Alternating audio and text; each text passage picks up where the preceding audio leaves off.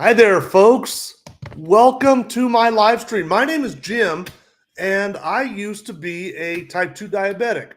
And I love saying that. I used to be a type 2 diabetic. And so, if that is something that sounds interesting to you, I'm looking for something here. There it is. I had to find something real quick.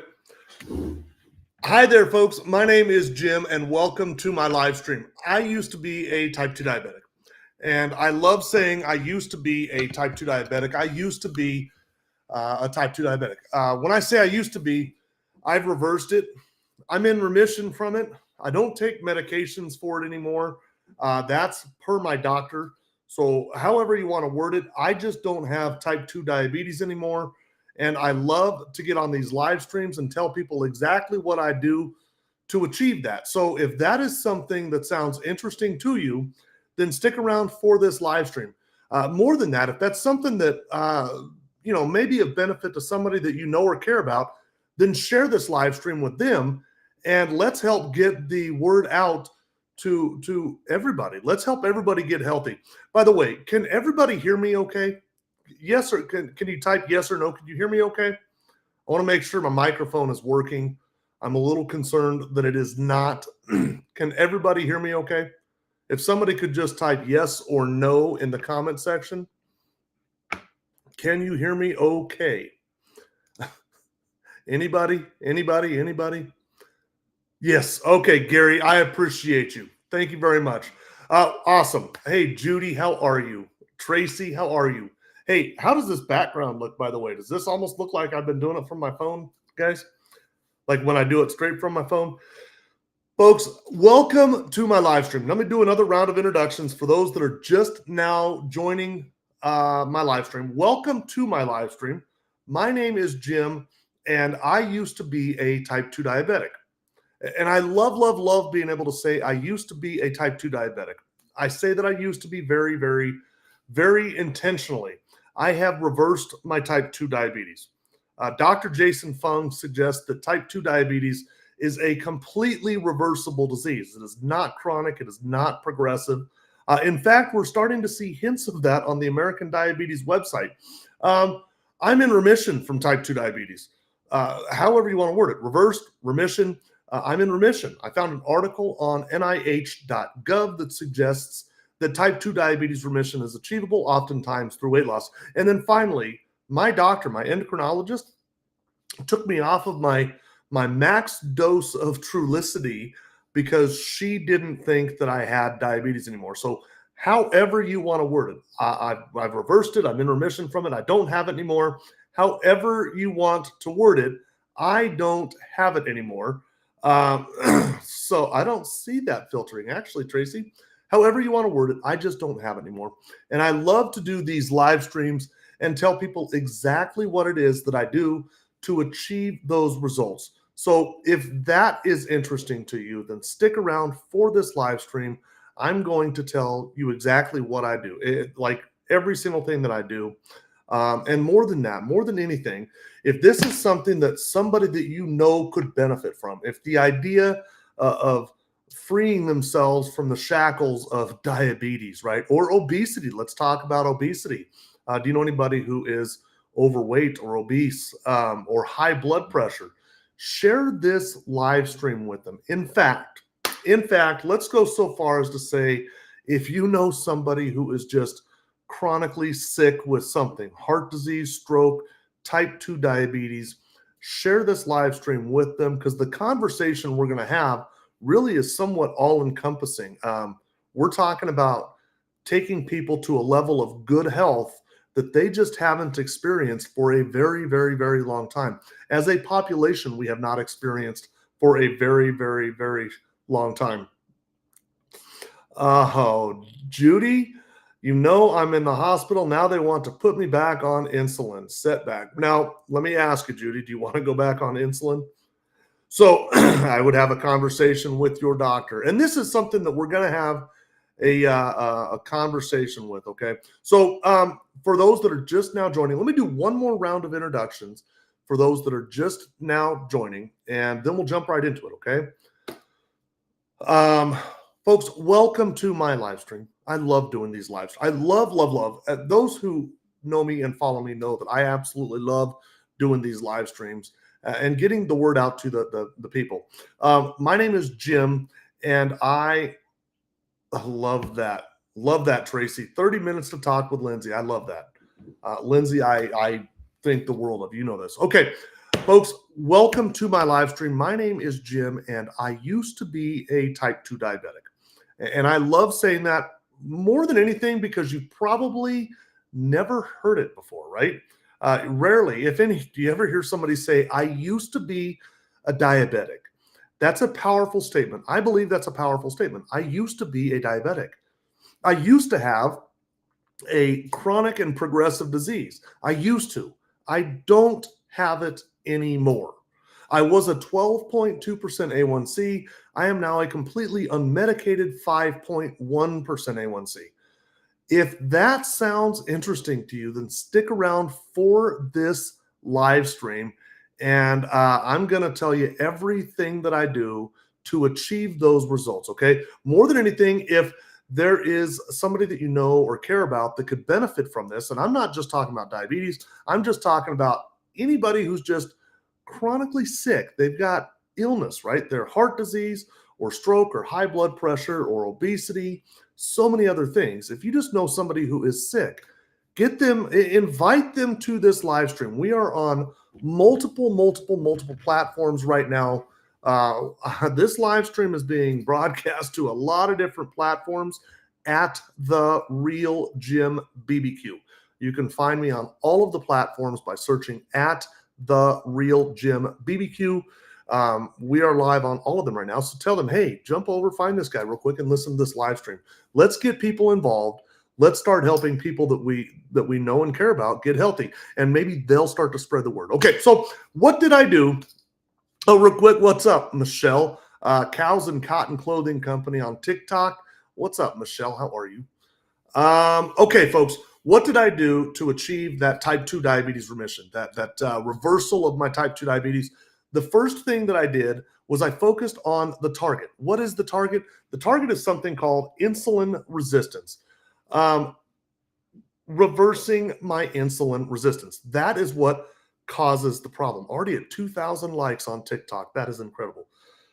Thank you, Tracy. If everybody, by the way, if everybody just starts tapping the screen, giving those likes up there, let's tell the algorithm to share this live stream with more people. Let's help other people get healthy, okay?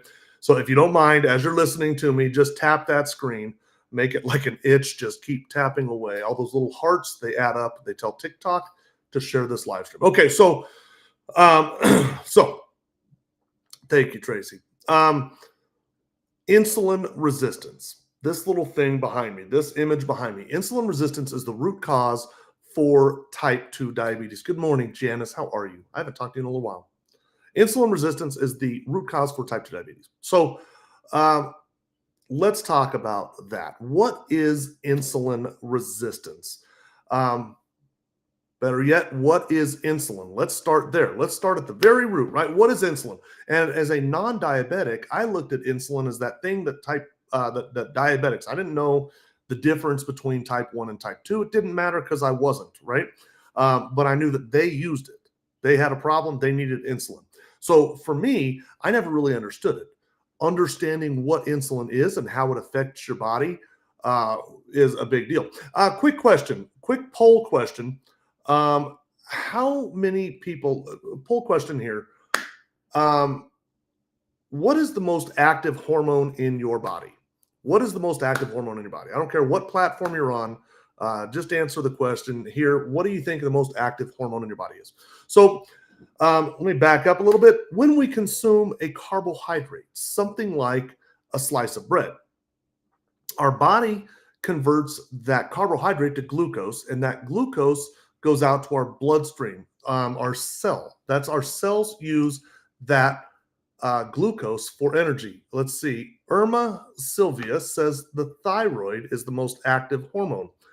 Close, but it is not, Irma. It is not. Does anybody else have any other guesses? It is not the thyroid. That seems like that would make sense, right? So our body converts that slice of bread to sugar, glucose, and that glucose goes out to the bloodstream, and that's what our cells use for energy. Now, the cells can't just get the glucose. The cells are locked. And if they don't have the key, the cells will starve. And when they start to starve, guess what? We start to get really sick. So they need a key desperately. So the pancreas secretes a hormone, the most active hormone on your body. They secrete a hormone called insulin. There you go, Irma. There you go. They secrete a hormone. Your pancreas secretes a hormone called insulin. Now, one of the jobs, and again, it's the most active hormone in your body, one of the jobs of that hormone is to act as a gatekeeper or a key to the cell. It kind of unlocks the cell for the glucose to go in. Now, when the cell stops responding to the insulin, that is insulin resistance. And what happens after that, right? Well, the glucose doesn't go to the cell. It starts accumulating in the bloodstream. We end up with elevated blood sugar or elevated glucose or hyperglycemia. And of course, what tells the pancreas to secrete more insulin? Blood sugar. So the pancreas starts secreting more and more and more insulin until it's finally put enough insulin in the bloodstream that it's able to unlock the cell for the glucose to go away. Now, along the way, it will start taking some of that glucose and storing it in the form of fat. It's going to put that somewhere. Again, it's the most active hormone on our body, in our body, and so it's going to put that glucose somewhere. And a lot of the times, it stores it in the form of fat. Non-alcoholic fatty liver disease, visceral fat, subcutaneous fat, that jiggly on our bellies that we don't like. So it's going to store it somewhere, but it's taking more and more and more insulin to get those cells to unlock. So if we want to, and ultimately, while we are hyperglycemic, we are also hyperinsulinemic. And that hyperinsulinemia, that elevated insulin, is ultimately what's causing the cell to become resistant. Okay, we are bathing the cell in insulin, and the cell is not responding to the insulin because of it. So if we want to stop being insulin resistant, well, let's start lowering the insulin in our bloodstream. It will take less insulin to get the cells to unlock, and the side effect of that will be lower blood sugar. Right? So right now, what are we doing? We take a glucose-centric approach. We're already at 5,000 likes on TikTok. Folks, if you're liking this, if you think this is valuable information, please tap the screen. Let's tell TikTok that we need to get the likes up. We need to get more people involved in here. So please tap the screen. It's amazing to me. We're already at 5,000. So if we want to resensitize the cells to the insulin, lower the insulin level. If you do that, you will resensitize them and you will start to reverse the insulin resistance. And if you can do that enough, if you can reverse enough insulin resistance, then you can start to see things like type 2 diabetes either become much more manageable or, in the case like me, just completely go away. Think about that. Think about it. No longer will you have a chronic and progressive disease, and you will have done it through lowering your insulin, which is funny because there are a lot of people, I'm sure, listening to me right now who are type 2 diabetics who are on insulin therapy. In fact, if you are a type 2 diabetic and you are actively giving yourself insulin throughout the day, would you type I do? Just type I do in the comment section if you do give yourself insulin throughout the day. Right now, all of a sudden, that's probably starting to not make sense. Well, if hyperinsulinemia, elevated insulin, is what's causing the sickness, then why am I giving myself more? And to that point, if you are giving yourself insulin, do you feel like you're getting healthier, or do you feel like you're getting more and more and more sick? Hi, Brenda. How are you? How are you? Brenda Rod from TikTok saying hello. How are you, Brenda? Okay, so lowering the insulin in our bloodstream, and that's what this live stream really is about.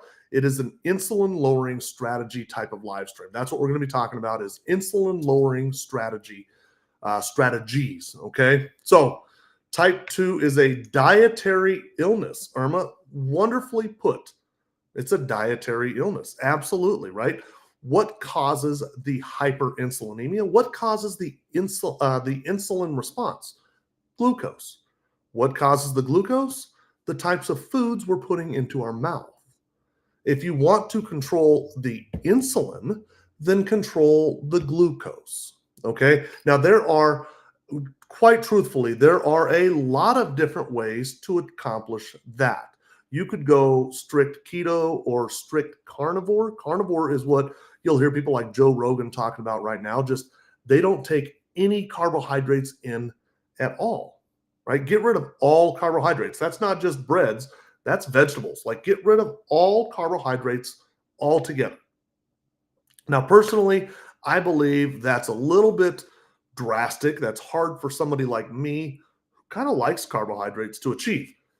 Do I understand the need to lower my carbohydrates? Absolutely. Am I prepared to go strict carnivore and never have a carbohydrate again? That's a little bit much for me. Even keto is a little bit much for me. However, throughout this live stream, I will illustrate that I do have some carnivore tendencies or some ketogenic type of tendencies, but I am not by any stretch of the imagination strict carnivore or strict keto, nothing like that. Boy, we are already at 7,000 likes on TikTok, and I can see it in the head count, guys.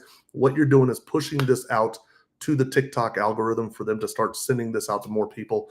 If you are following me on Twitch or Twitter, which I see that we've got some people there as well, please do me a favor and just start liking the content, okay?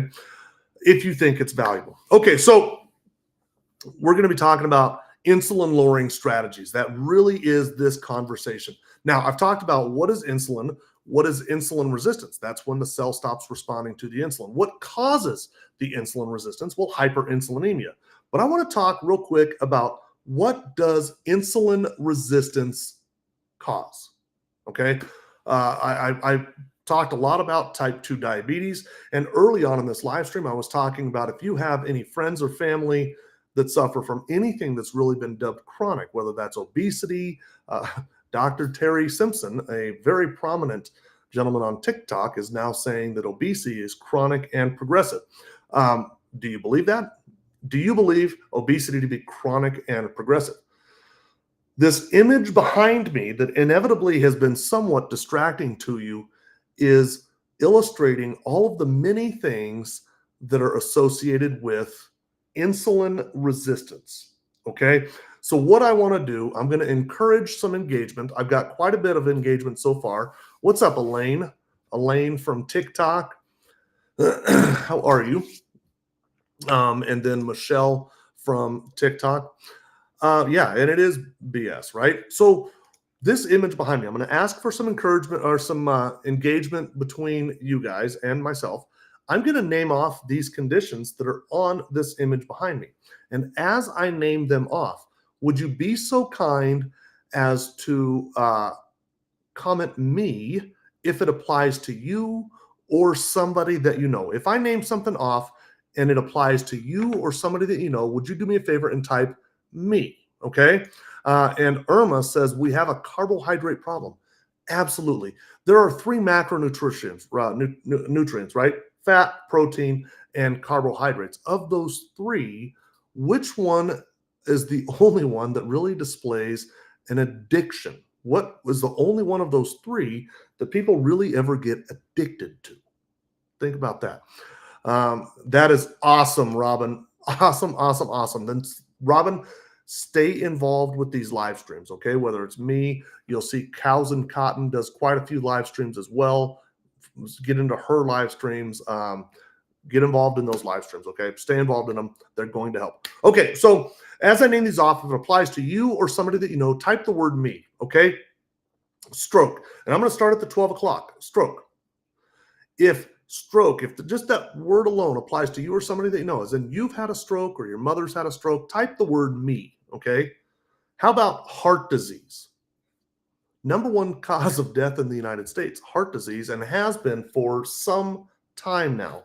Do you or somebody that you know have heart disease? Gina says me. Irma says me. And guys, by the way, I can put these comments up so that people on different platforms can see those comments. So right now, Irma's comment is being seen on Twitter as well as Twitch. We've got viewers on both of those platforms. Twitch viewers, I know we can see your comments. If it applies to you or somebody they know, type the word me. How about obesity? How many people are listening to me struggle with obesity? If that is you, then type the word me. 74% of Americans are either overweight or obese. That's an amazing, a staggering number. More people typing me. How about migraine headaches? I had migraine headaches as a young child. I would really struggle. I put myself to bed at like 5 p.m. when I was in 4th grade. What 4th grade kid does that? It was an early symptom of insulin resistance. How about dementia? And I say if it applies to you or somebody that you know, really I'm talking about dementia because, well, truthfully, there's probably nobody listening to me right now that has dementia or Alzheimer's, right? Quite a few people saying me. How about osteoarthritis or childhood obesity? Childhood obesity, children. The largest growing segment of the population that is becoming obese is our children. That's alarming. In fact, there are studies that suggest that childhood obesity is going to increase by 700% by the year 2060. Think about that, is just scary. Polycystic ovarian syndrome, PCOS. Does anybody listening to me suffer from PCOS? Or do you know somebody that suffers from PCOS? It is the #1 cause for infertility amongst women. Did you know that? That is sad, Tracy. How about, or do you know any women that are infertile? How about fatty liver? Liver disease, liver cirrhosis. Cirrhosis of the liver is a top 10 cause of death in the United States. At the top of that list is non-alcoholic fatty liver disease, absolutely caused by insulin resistance. How about arthritis or Alzheimer's disease? What happens when we become insulin resistant in the brain? Alzheimer's, oftentimes referred to as type 3 diabetes. How about erectile dysfunction? Male, do we have any men who are infertile because they have erectile dysfunction? How about sarcopenia or high blood pressure? How many people listening to me suffer from high blood pressure? That is one of the most chronic conditions globally right now, right? And for years, I thought that it was my stressful job. I have a stressful job. That's what's caused my blood pressure. And I'm sure that had a lot to do with it. In fact, stress is a cause of insulin resistance as well. And then finally, I've made it all the way around the circle, type 2 diabetes. How many people listening to me suffer from type 2 diabetes? Brenda has high blood pressure. Now, I want to ask you a question here. If you're going to say yes, me, user clown, me, a great name, by the way, user clown. Brenda, yes. Mike, but on the way to reversing because Mike is doing just this, right? So I just named off a bunch of conditions off of this image alone. We could throw in a few others, and I'm going to throw them in right now. I'm going to go pretty fast. So just type me if you hear something else. Fibromyalgia, gout, multiple sclerosis, diabetic neuropathy. That is pain, tingling, or numbness in the feet, legs, or extremities. Diabetic retinopathy, top 3 cause of blindness in the United States. Amputations, #1 cause for amputations in the United States is diabetes. How about schizophrenia or bipolar treatment disorder or depression in general? What if there were a connection between your gut health and your brain health? There are studies. Look up Dr. Cynthia Calkin. If you want to deep dive into that one, on my TikTok profile, I've got a video that I did on Dr. Cynthia Calkin and her work on bipolar treatment disorder with insulin resistance. It's amazing. Okay, so all of these things. Now here is just the little brain jogger along the way to where you're at right now. I doubt if I've got many 14-year-old kids that are listening to me. Most of us are probably of mature age. Let's just call it that, right? How many of you got to the level of sickness that you are, but over the last 20 or 30 years, or maybe 40 years, you had some other things that I just named off, like migraine headaches or high blood pressure or something along the way. And now all of a sudden you're 40s, 50s, 60s, and you're like, type 2 diabetes really kind of came out of nowhere. But did it? Was your body telling you along the way, right, that, hey, there was a problem and we just didn't address it? So instead of thinking of type 2 diabetes as a chronic and progressive disease, what if we start thinking of it like it's a symptom of this right here? What if we start thinking of obesity as a symptom of this problem right here? Address the root cause, kill the root, kill the tree, right? So one final question before I dive into this, of the things that I just named off, how many are you currently taking a medication for? How many of those are you currently taking a medication for? And actually, I want to do something here real quick. I want to test something because I believe I have fixed my live stream. I'm going to share a screen with you, and it's going to remove my picture. And so I want to know, I'm going to keep on talking. I'm going to keep on talking. You guys tell me if you can hear me real quick, okay?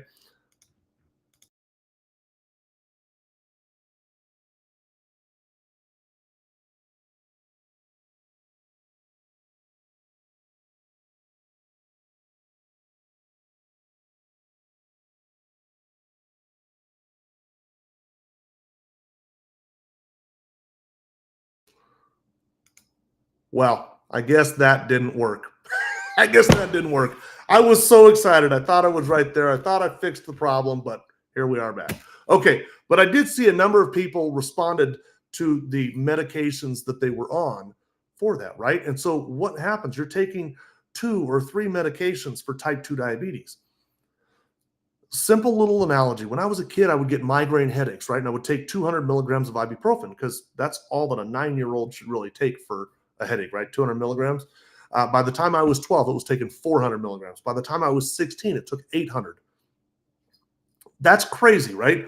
Why was it taking more and more and more? Was it because I was just getting bigger and the headache was going to get, or was it because the migraine headache was caused by insulin resistance and I wasn't doing anything about the root cause? All I was doing was treating the symptom. And so now let's take it that and let's look at a bigger envelope, right? How many of you are taking more than one medication for your high blood pressure or more than one medication for your type 2 diabetes? You are now throwing multiple medications at a symptom, but not doing anything about the very thing that's causing the symptom. And we wonder why we're getting sick, right? Why we're getting sick. Right on, Tracy. I appreciate you. Okay, guys. And I want a conversation later about it, Tracy. Okay, guys. So here we go. I'm going to dive into this. I'm going to talk about a 3-step protocol that I adhere to reverse my type 2 diabetes. Okay. This 3-step protocol, that's all I'm going to be talking about is, and I say all I'm going to be emphasizing the 3 steps. They are easy. Each step works independently. When you put the 3 together, we have amazing results. Okay. So for some people, they like to take notes. That's kind of crazy that people would want to take notes on things that I would say, but truthfully, a lot of people do. I know Cows and Cotton is in here right now. She did the first time she listened to me. She's now lost over 80 pounds and 67 inches in measurements around her body. You know what? Let me do something real quick. I'm going to share an image of Michelle real quick because she did start taking notes the first time she listened to me. Let's see. Here we go. Here. How about that? Is that just crazy or what? Can you guys hear me? Can everybody hear me okay? Can everybody hear me okay? That is Michelle. So that is what, 7 months. That image, those two pictures were taken 7 months apart. Okay. So we've got proof. Hey, Diana, how are you? Diana Baker's in the house. Okay, so step 1 of the protocol, intermittent fasting. Out of a 24-hour day, I don't eat for 16 hours, and I do eat 2 meals in the remaining 8 hours. Pretty simple. So for me personally, at 8 p.m., I'm done eating, and I don't eat again until noon the following day. And then between noon and 8, I allow myself 2 meals with no snacks. Now, that might seem like, wow, how does that work? I don't think I can do that. Truthfully, in Denver, Colorado, it is 12:26. I could have broken my fast 26 minutes ago, but I'm not hungry. Why would I force myself to eat if I'm not hungry? Now, between now and 8 p.m., I will allow myself 2 meals. And then at 8 p.m., I'm done eating for the day, and I'm not going to eat again until noon the following day. Now, it's important to understand this is not like Ramadan. Ramadan is a dry fast, as in you can't have water. There's nothing going into your mouth during the fast. This water-based products are just fine. So water, black coffee, teas, that sort of thing are just wonderful, okay? But we're not eating any food. We're not consuming any sort of sugars whatsoever. Now, what is the logic behind this? How many people are listening to me right now that have a little bit of an extra jelly belly around their waist? They got that spare tire, the love handles, whatever you want to call it. You got a little bit too much of that, and you want to see that disappear. You'd like to lose some weight. Why is that weight on our bodies? That weight is on our bodies as a fuel source. Okay, Ruffy is saying me, right? It's a fuel source. User Clown says me. It's a fuel source, guys. So let's think about this. Let's go back the thousands of years to hunter-gatherer stage. They were not eating bags of potato chips and drinking sodas, right? They were eating nuts and berries, things that are very, very good for us, things that our bodies were intended to be fueled by. They would be hunters, hunter-gatherer stage, right? And they would hunt for a protein, and it might take every 3 or 4 or maybe a week between proteins. So along the way, they were eating nuts and berries. Now, during that time frame, it's not like they sat down to a table and had plates and silverware and would have a Thanksgiving Day feast of nuts and berries. No, they would grab a handful, they would consume them while they were moving, diet and exercise. They were always on the move. Nomad culture, right? And it might be 6 or 8 or more hours before they got the next handful of nuts and berries. Now, what was keeping them going during that time? Their fuel reserves, that body fat. There are times of famine in our history, and the human species has made it. So have animals. Why have they made it? It's because we have that fuel source. Dr. Mark Mattson is a neuroscientist out of Johns Hopkins Medical University, and he's been studying intermittent fasting for more than 25 years. And what he would suggest is that somewhere around the 12 to 14 hour mark, and somewhere, because no two bodies are the same, what you ate yesterday will have a role in this, but somewhere around that 12 to 14 hour mark, your body is going to metabolically switch. There's the key. Metabolically switch its fuel source from glucose, sugars that are derived from those carbs, right, over to fat, your fuel reserve. And you're going to start using this for energy instead of a slice of bread. Now think about that, right? You're going to start using this. The off-put of that is ketones.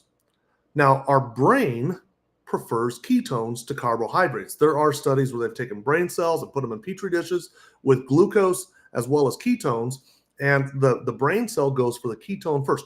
And it kind of makes sense, right? So if you are a hunter-gatherer and you are out looking for a protein and it's been 4 days since you've eaten, is that the appropriate time for your brain to start shutting down? Or is that the time we need our brain to be its absolute sharpest? Right? Makes perfect sense.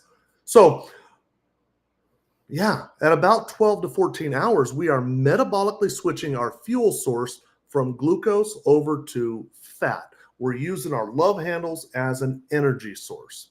Now, what's happening simultaneously? Our glucose, of course, is very, very suppressed because we're not eating anything to make it, right? So it's very suppressed. What happens to our insulin levels? Remember, hyperinsulinemia, elevated insulin.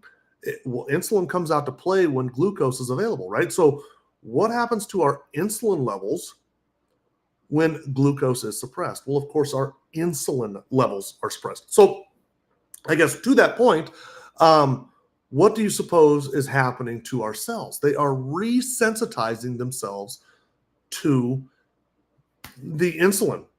I want to pick on something real quick, talking about this here, that fat and how it applies to insulin. I mentioned earlier that insulin was a storer of fat, right? When insulin is not present, the fat cell has to shrink. When it's present, insulin will store that glucose in the form of fat. So let's talk about your type 1 versus type 2 diabetics. Type 1 diabetic is that person that you may or may not know who was diagnosed when they were 7 years old. There are probably not a whole lot of them around you. You probably don't know very many of them. It's because it's a relatively small portion of the population. About 5% of the diabetes cases in the United States are type 1, okay? And there's 38 million. So we're talking about 1.9 million out of 332 million are type 1 diabetic. It's a very small percentage, okay? So with that, if you were to think about your type 1 friends, these are the ones that were diagnosed at 7 years old, 10 years old, you would probably categorize them as thin, skinny, right? And if you look at your type 2 diabetics, that's the other 36 million of us, right? The other huge percentage of the diabetics are type 2, again, fully reversible. But what would you categorize them as? Probably fat, right? They're probably heavy set, all of them. Maybe not all of them. Doesn't have to happen that way, but would you categorically say that, yeah, hey, that's probably an accurate statement? What is the difference between the skinny type 1 and the overweight type 2? Is the presence of insulin. A type 1 diabetic does not produce insulin. A type 2 diabetic is hyperinsulinemic. If you want to get rid of that fat, enter an insulin reducing strategy. Go for an insulin reducing strategy. What causes insulin? Carbohydrates. Count your macros, not your calories. My insulin resistance makes it hard for me to eat carbs. Every time I eat carbs, my blood sugar spikes like crazy. Absolutely, it makes perfect sense, right? You are incredibly carbohydrate intolerant. Okay, so who has heard of Joslin Diabetes Center? If you've heard of Joslin Diabetes Center, type I have. Joslin Diabetes Center. This is Joslin Diabetes Center, okay? Joslin.org is the website. This is the history page, and you'll find there just this little write-up here I think is fascinating. Joslin Diabetes Center has been improving the lives of diabetes patients since 1893. So more than 130 years, Joslin Diabetes Center has been improving the lives of diabetes patients. Now, this is Dr. Elliot Joslin. And in the 1800s, when he graduated med school, diabetes was extremely rare. There was no reason to specialize in the treatment of diabetes. However, when he graduated med school, he would find out that both his aunt and his mother had diabetes. And for that reason, Dr. Joslin decided to specialize in it. He wanted to help his family. Now, what Dr. Joslin thought the keys to controlling diabetes was intermittent fasting and a strict glucose diet. Absolutely strict glucose diet. And we know that to be true today, right? If you are a diabetic. And somebody just said in the comment section, let's see, it was Surviving Monkeypox, said it's so challenging to control their diabetes when they have carbohydrates. Well, that converts to glucose. So you are controlling your diet, your diabetes through strict glucose control. Get rid of the carbohydrates and you're able to control your diabetes. It makes for 130 years we've known that. But how much do we talk about the other side of Dr. Jocelyn's formula? Intermittent fasting. Did we heed that advice? And I would argue that we did not. In fact, only a few years later, some doctors from the University of Toronto discovered insulin. And in here you go. Here's an interesting fact. In 1923, the University of Toronto sold the patent for insulin to Eli Lilly for $1. $1. Eli Lilly got that patent for $1. 2022, the global human insulin drug market was estimated to be $45 billion. They paid $1 for it, and it's because the University of Toronto said, this doesn't belong to us, it belongs to the people, and they thought that Eli Lilly had a better chance of producing it enough to help the population, right? And what did Eli Lilly do with it? $45 billion industry 2 years ago. In fact, it's estimated to surpass $84 billion by the year 2030. Did Eli Lilly do what the University of Toronto was expecting them to do? And I would argue that no, they let their greed get in the way. However, this might be a teachable moment. How many people are listening to me right now that are on insulin therapy? If you are a type 2 diabetic and you are actively taking insulin, type me, you are an insulin-dependent type 2 diabetic. Would you type the word me? I'm curious how many people we have listening that are type 2s on insulin. I want to talk about this guy here really, really quick, okay? This is Dr. Ben Bikman, and this is his page. Okay, right? We've already got some people. Phil says me. Why would type 2 take insulin? Carrie says that, well, Phil Ramirez just commented me. Andy O says me. And you're right. Why would we be taking insulin? Now, the guy that's on my screen right now, Dr. Ben Bikman, this is his page on BYU's website.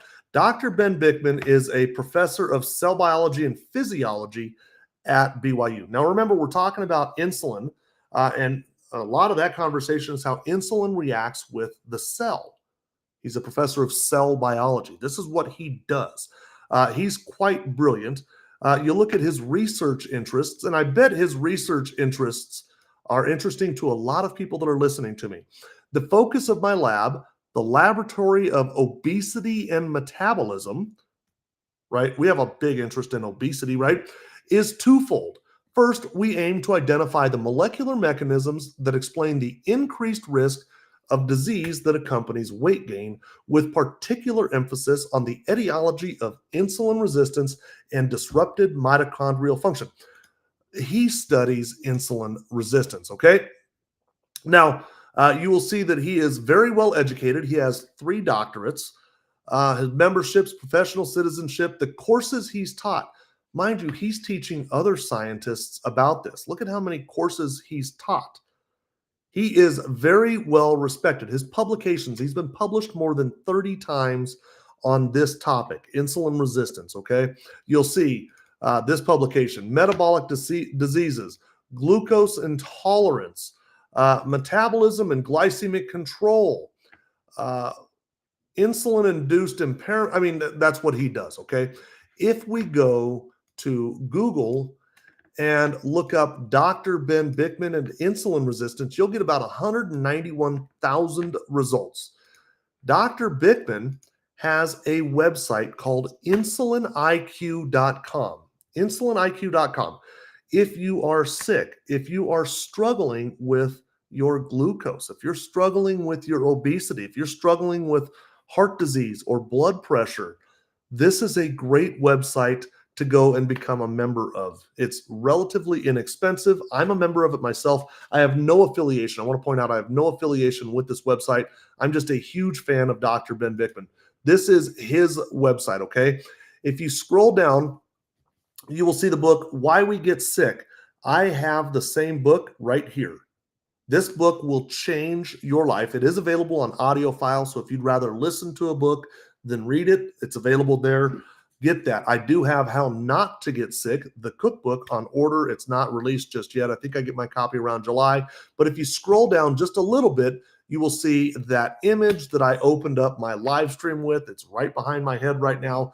This is where I got that image from. Okay.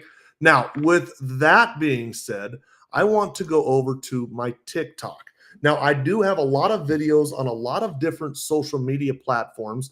However, I am certainly most active with TikTok. So on my TikTok, go sifting through these videos, and no matter what platform you're on, go looking through the videos. They're all going to be centrally themed to helping people out. However, on TikTok, I'm definitely the most active when it comes to videos. If you scroll down a little ways, you're going to find a video with Dr. Ben Bickman talking about type 2 diabetics and insulin therapy. It's this one right here. But regardless, because we have a glucose-centric view of the disease, essentially the clinician is saying, well, to heck with your insulin. Who cares if we push it up even higher? They might not even know where it is. All they know is if they push the insulin up even higher, the glucose will in fact come down. And because that's the target, the glucose, they believe they're achieving the optimal outcome. However, it's much more complicated and sinister than that. The more aggressively we're giving the type 2 diabetic insulin to control their glucose, the faster we kill them. They are 3 times more likely to die from heart disease, and twice as likely to die from cancer, and twice as likely to develop Alzheimer's disease. And throughout all of it, oh, then I just cut it off on accident. But regardless, because we have because they're becoming more, they need more and more and more insulin because they're becoming ever more resistant to it. I'm sorry, I cut off the end of that video on accident. That's Dr. Ben Bickman talking about the dangers of insulin therapy with type 2 diabetics. So the question being, are you a type 2 diabetic giving yourself insulin, and is that concerning? And I see a lot of people have joined. Rhonda says, I just ordered his book. Rhonda, it's going to change your world. It really will change your world. In fact, send me a text when you start to get irritated, when you start to realize all the things that are happening around you. You're going to start to get a little bit irritated thinking, why is this happening? This shouldn't be. Yeah, Diana Baker, find Dr. Bickman on YouTube too.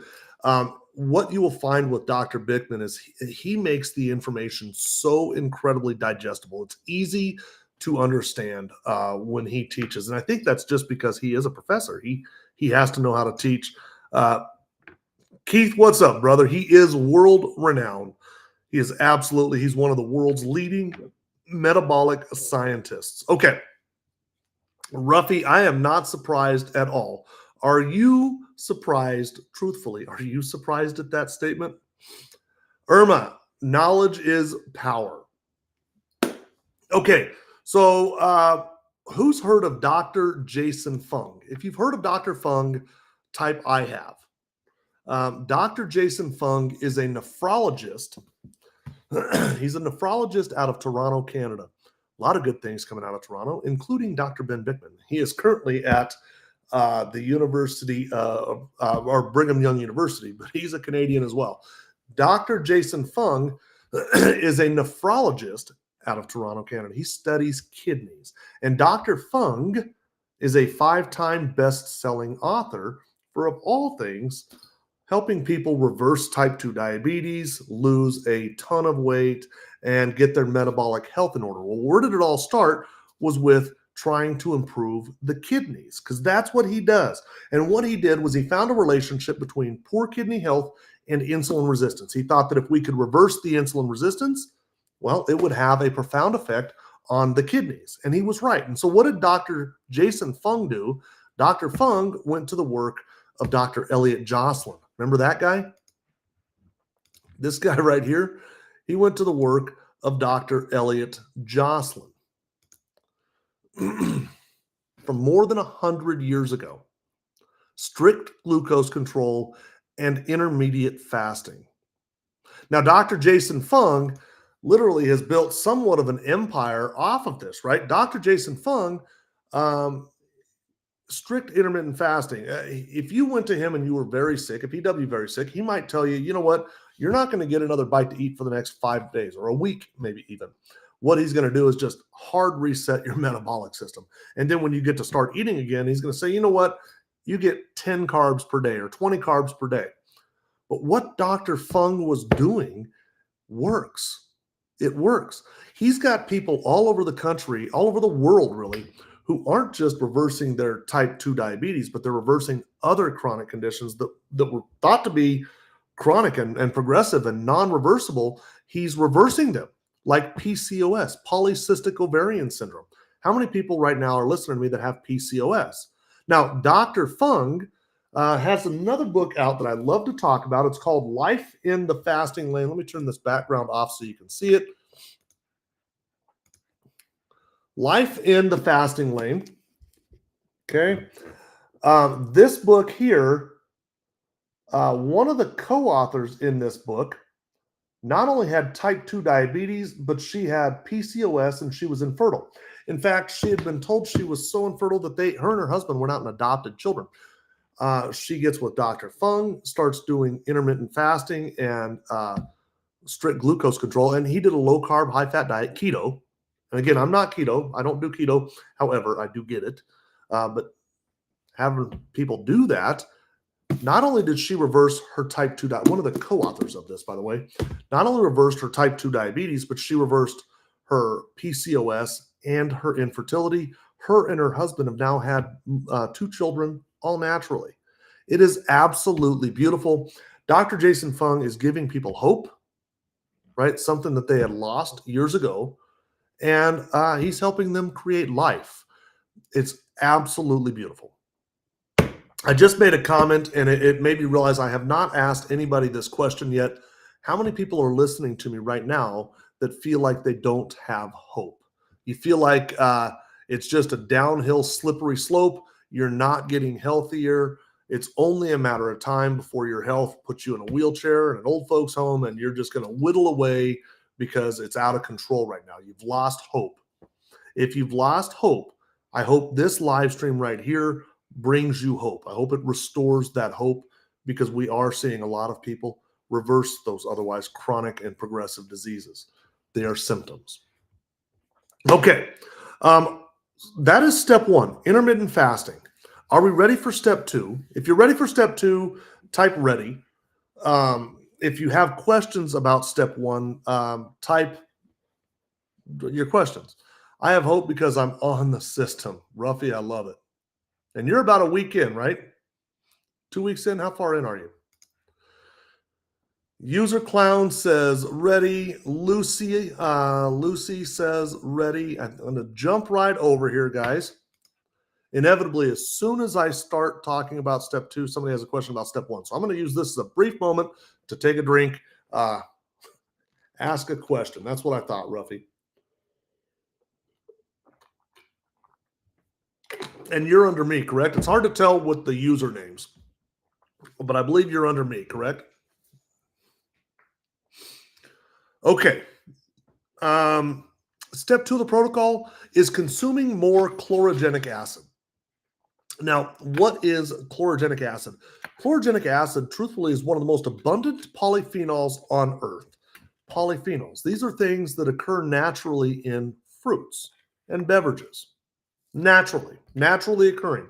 And chlorogenic acid is one of the most abundant ones out there. So let's talk about that. Chlorogenic acid. We're going to find chlorogenic acid in certain fruits, vegetables, nuts, seeds, green tea, black tea, yerba mate tea. Has anybody heard of yerba mate tea? It is most abundant. Chlorogenic acid is most abundant in nature in a green coffee bean. That is an unroasted coffee bean. So when they harvest it, right before they roast it, that is a green coffee bean. It's most abundant there. And so because of that, a lot of the science around chlorogenic acid actually revolves around coffee consumption. But that's not the only place that it's available. It's one of the most abundant polyphenols on earth. Okay. So with that in mind, I want to talk about a few benefits of chlorogenic acid, like appetite suppression. Anybody listening to me, would you love to have a little bit of help in the appetite suppression area? How about aiding in weight loss? Chlorogenic acid aids in weight loss. How about lowering blood pressure? How many people are listening to me that could use a little bit of help with lowering their blood pressure or promoting insulin sensitivity? These are just a few things that chlorogenic acid has been scientifically proven to do. So I'm going to dive into some of the proof.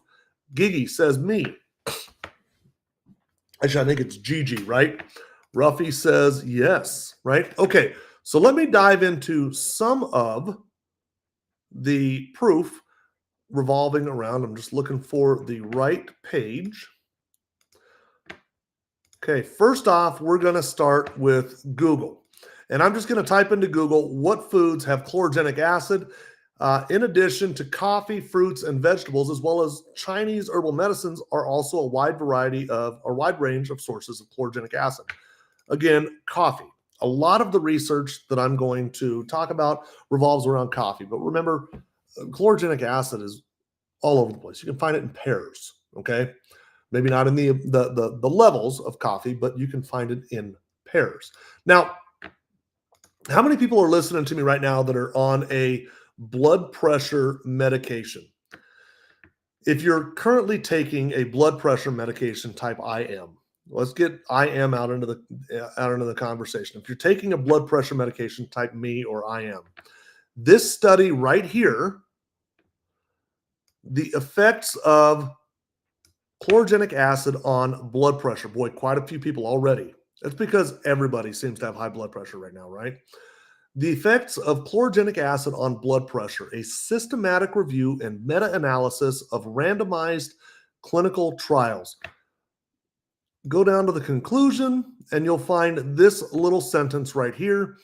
In conclusion, the evidence from published randomized clinical trials suggests that chlorogenic acid causes statistically significant reductions in systolic and diastolic blood pressures.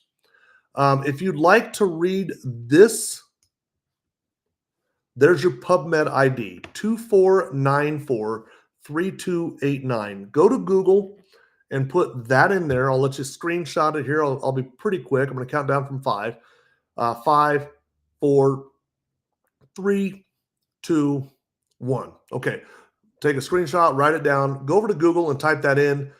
Make sure and add in PMID for PubMed ID.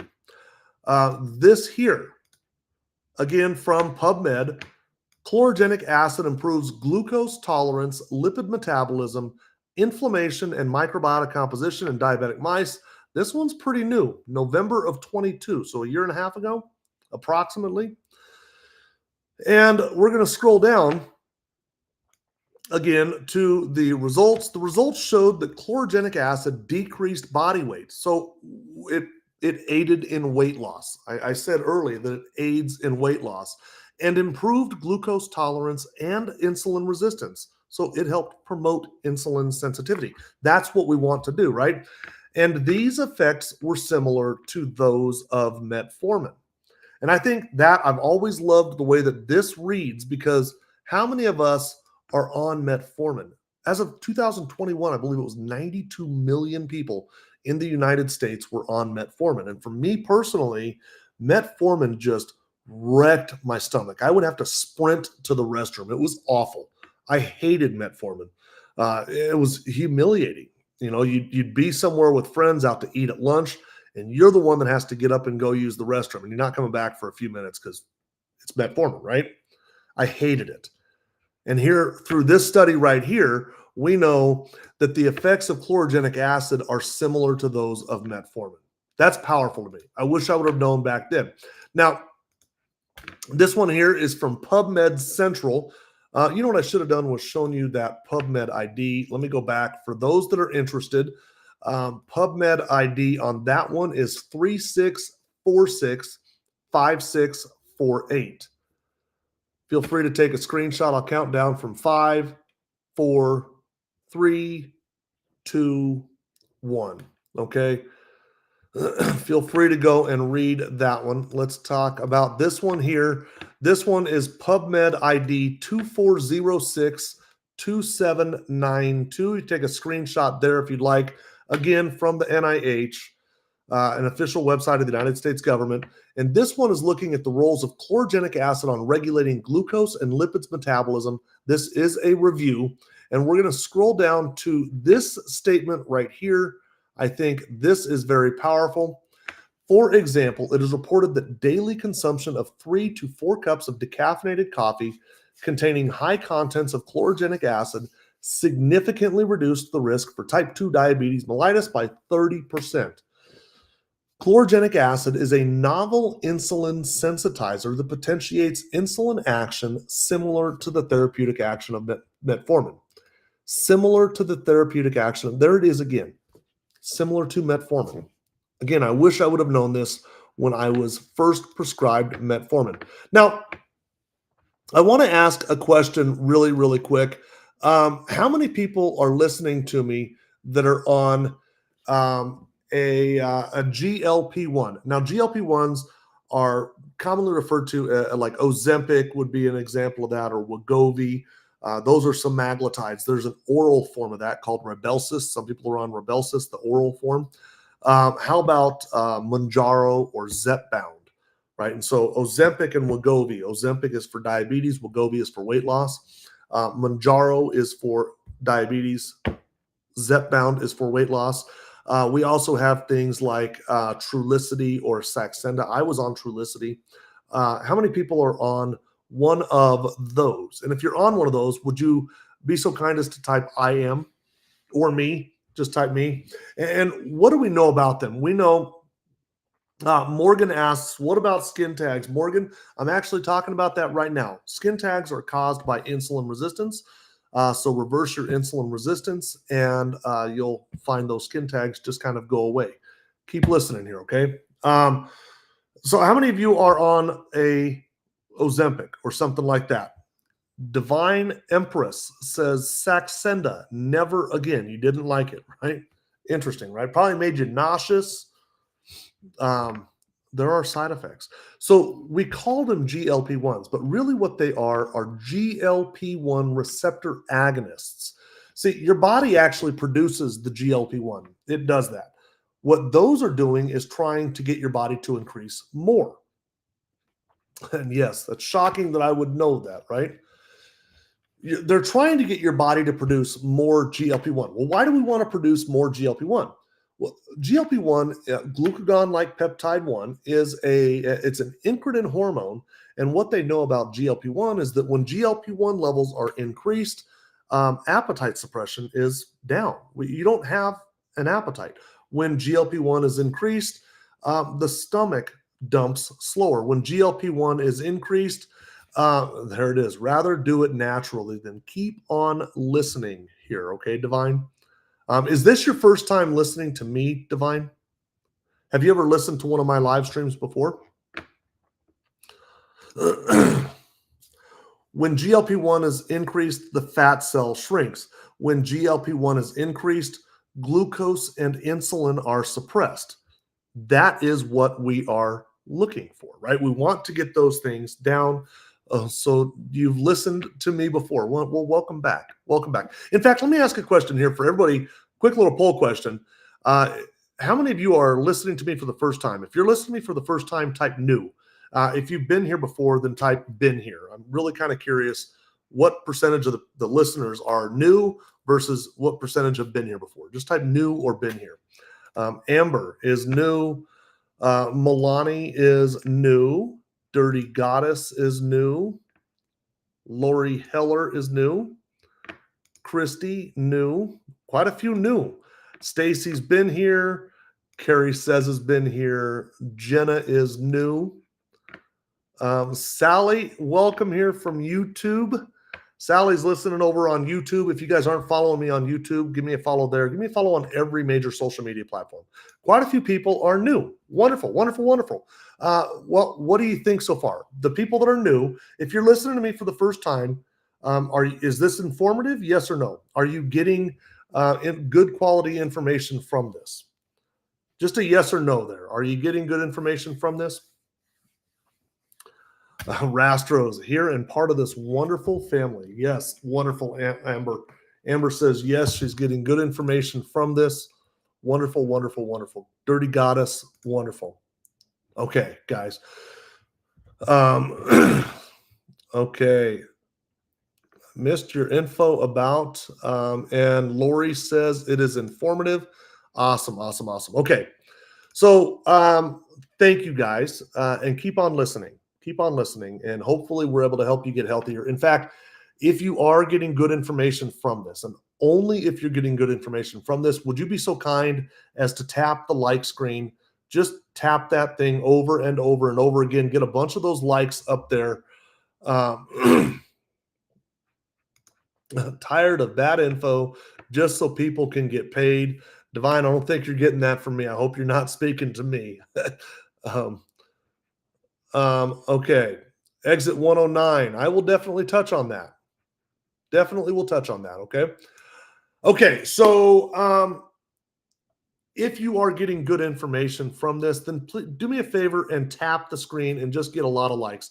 We're at about 11,000 likes right now. 11,000 likes right now on TikTok. My record was 110,000. We've got 35 people listening. If each one of you put up like 3,000 likes, which sounds obnoxious, but it's really not. If each one of you did that, we'd be at 100,000 pretty quick. And what that really does is that tells TikTok that there's something in here that you guys like. Okay. And if you tell TikTok that, they will start sending more people my way.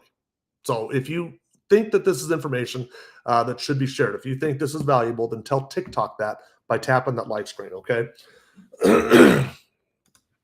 Divine Empress says, I'm ready to hear you. Sally, yes, I'm getting a lot to approach my doctor about to get off my meds and get healthy again. I love that, Sally. Love, love, love that. Christy Hicks Swallow, I'm looking for the darkening and discoloration of the skin. Christy, you must have been watching that video that I think it's at about 250,000 views right now. It was a brief introduction I did a little while back before a video, and that thing just, it starts getting going. The darkening or discoloration of the skin around your neck, chest, armpit, inner thigh areas is called acanthosis nigricans. Acanthosis nigricans is caused by insulin resistance. This entire conversation that we're having on this live stream is about reversing insulin resistance. If you'd like to see that go away, then keep on listening. Okay? Hope that answered.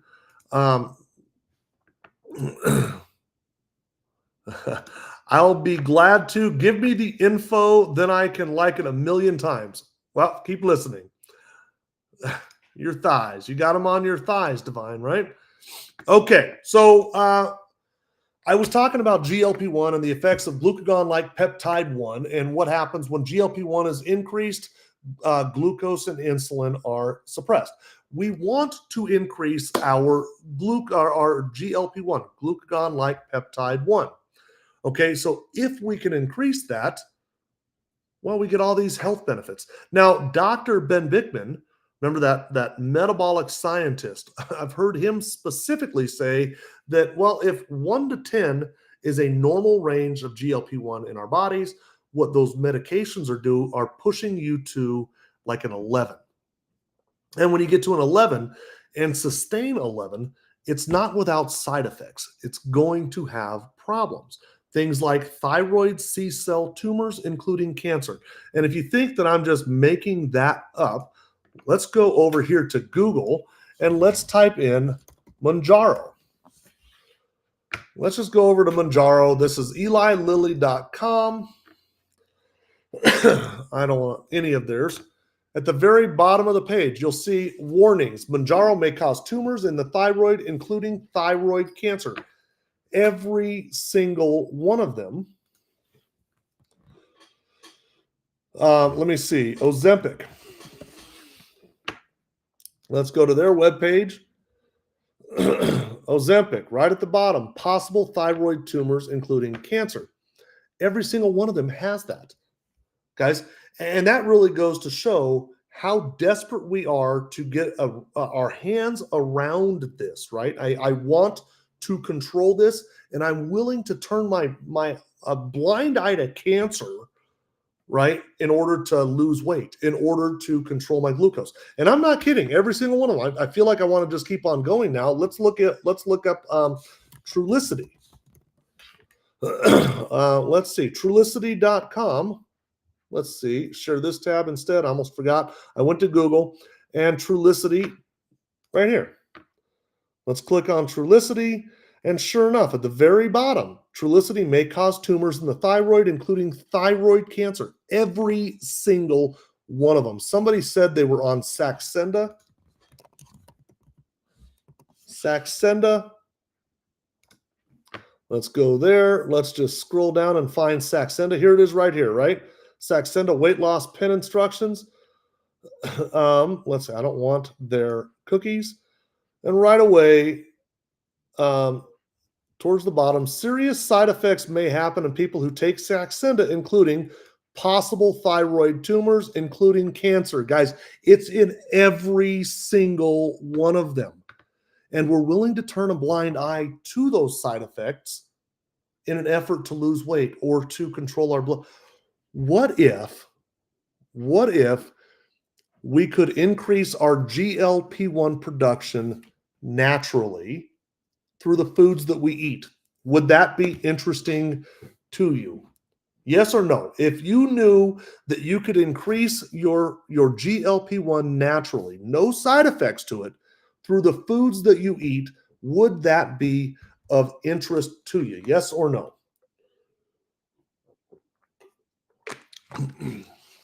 Stacy, yes. Right? And why aren't we talking about that? And I think everybody knows why we aren't actually talking about that. This right here, this is from Stanford Medicine. I think we can all agree that Stanford Medicine is somebody that we should probably, a location that we should listen to. This is Dr. Andrew Huberman's profile on Stanford Medicine's website. This is med.stanford.edu. Okay.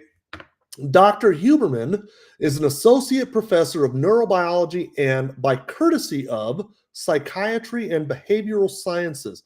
This guy understands your brain activity, your brain.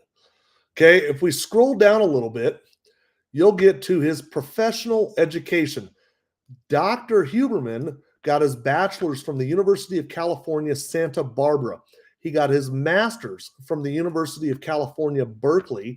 He got his PhD from the University of California, Davis, and his postdoctorate came from Stanford University Neuroscience.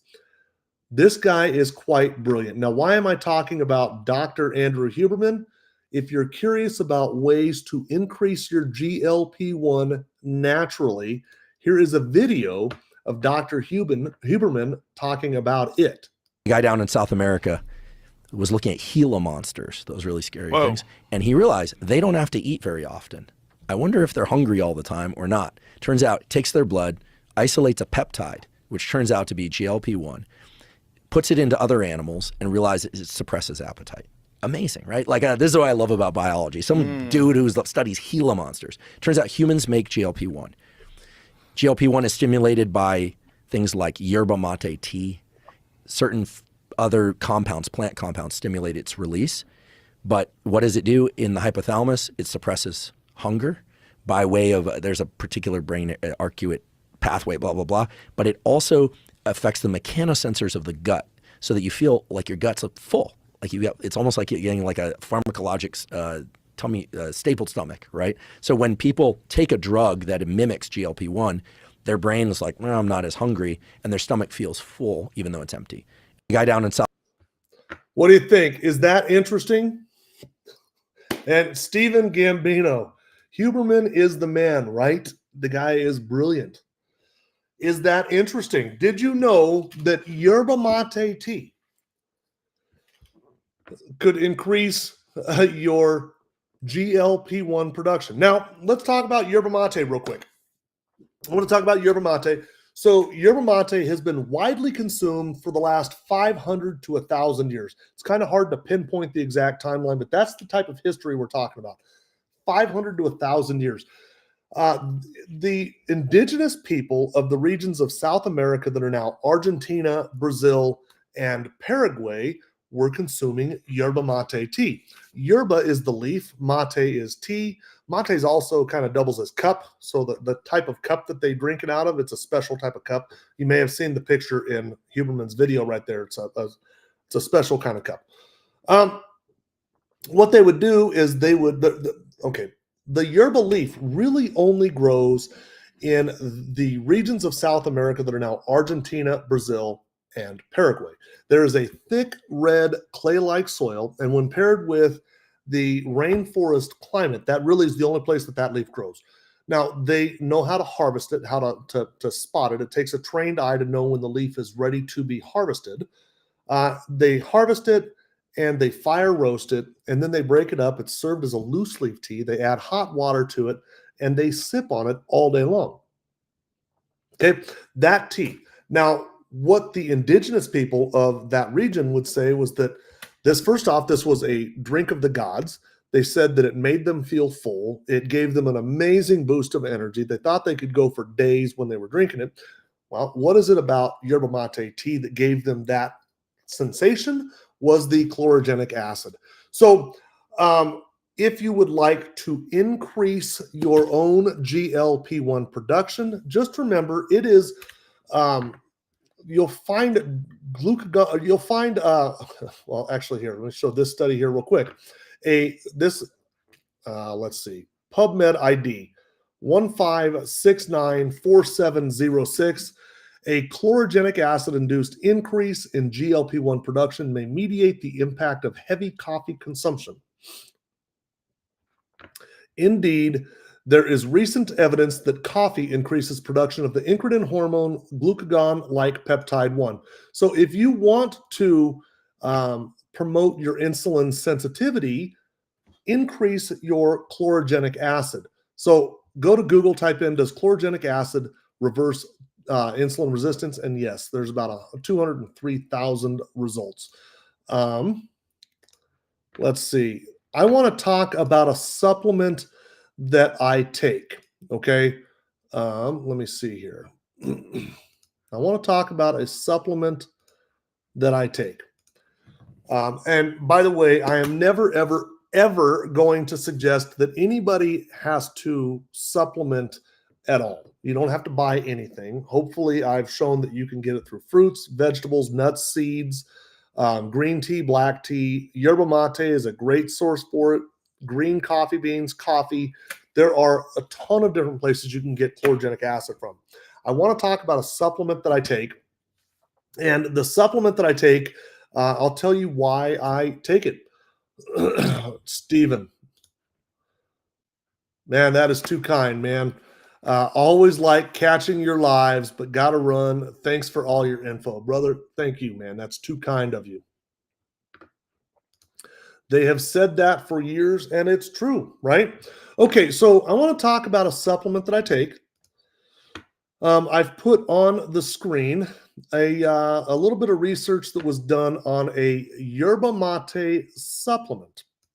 Okay, and what they said was that yerba mate supplement exerts beneficial tissue-specific effects on mitochondrial efficiency and redox status in healthy adult mice. This was done October of last year, so it's about 6 months old, and it was done in part by Dr. Ben Bickman. Remember the world's leading metabolic scientist? This guy right here, Dr. Ben Bickman, did that little bit of research on a specific yerba mate supplement. Now, he's actually done multiple research papers on it. I want to talk about a second one that's currently being published, so I can't actually show you the research as I like to do, but I can show you the words coming out of his mouth. And maybe if you listen to him specifically say it, it will be powerful. Okay, so here we go. This is again from my TikTok page. Go to my TikTok and sift through the videos. Okay, a lot of people are into these Ozempic and weight loss drugs. If you're on or considering them, you might want to watch this. I don't know if you follow Dr. Andrew Huberman, but he was just on Joe Rogan and he was basically saying, why take Ozempic when you can do the same thing naturally with no side effects using yerba mate? Turns out humans make GLP-1. GLP-1 is stimulated by things like yerba mate tea. Certain other compounds, plant compounds, stimulate its release. But what does it do in the hypothalamus? It suppresses hunger. This is the highest, most concentrated version of yerba mate I've found on the planet. And one of the top scientists in the world when it comes to insulin resistance did a study on this yerba mate. That I'll be sharing at a meeting in March in Las Vegas is that this yerba mate supplement called Unimate also increases GLP-1.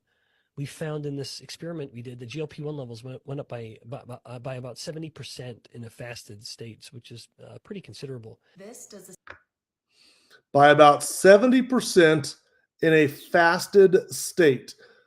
That was performed by this guy right here, Dr. Ben Bikman, one of the world's leading metabolic scientists, studied that same supplement. So when I say that I drink this tea, absolutely that's why. This increases, according to Ben Bikman, your GLP-1 production by up to 70% during a fasted state. It increases your mood. It gives you an amazing boost of energy. It lifts the brain fog. There is research on this that shows that it induces ketone production by up to 80 times faster than when not using it. It's a novel insulin sensitizer that potentiates insulin action similar to the therapeutic action of metformin, blah, blah, blah. This particular one has about 20 times the chlorogenic acid of a typical cup of yerba mate.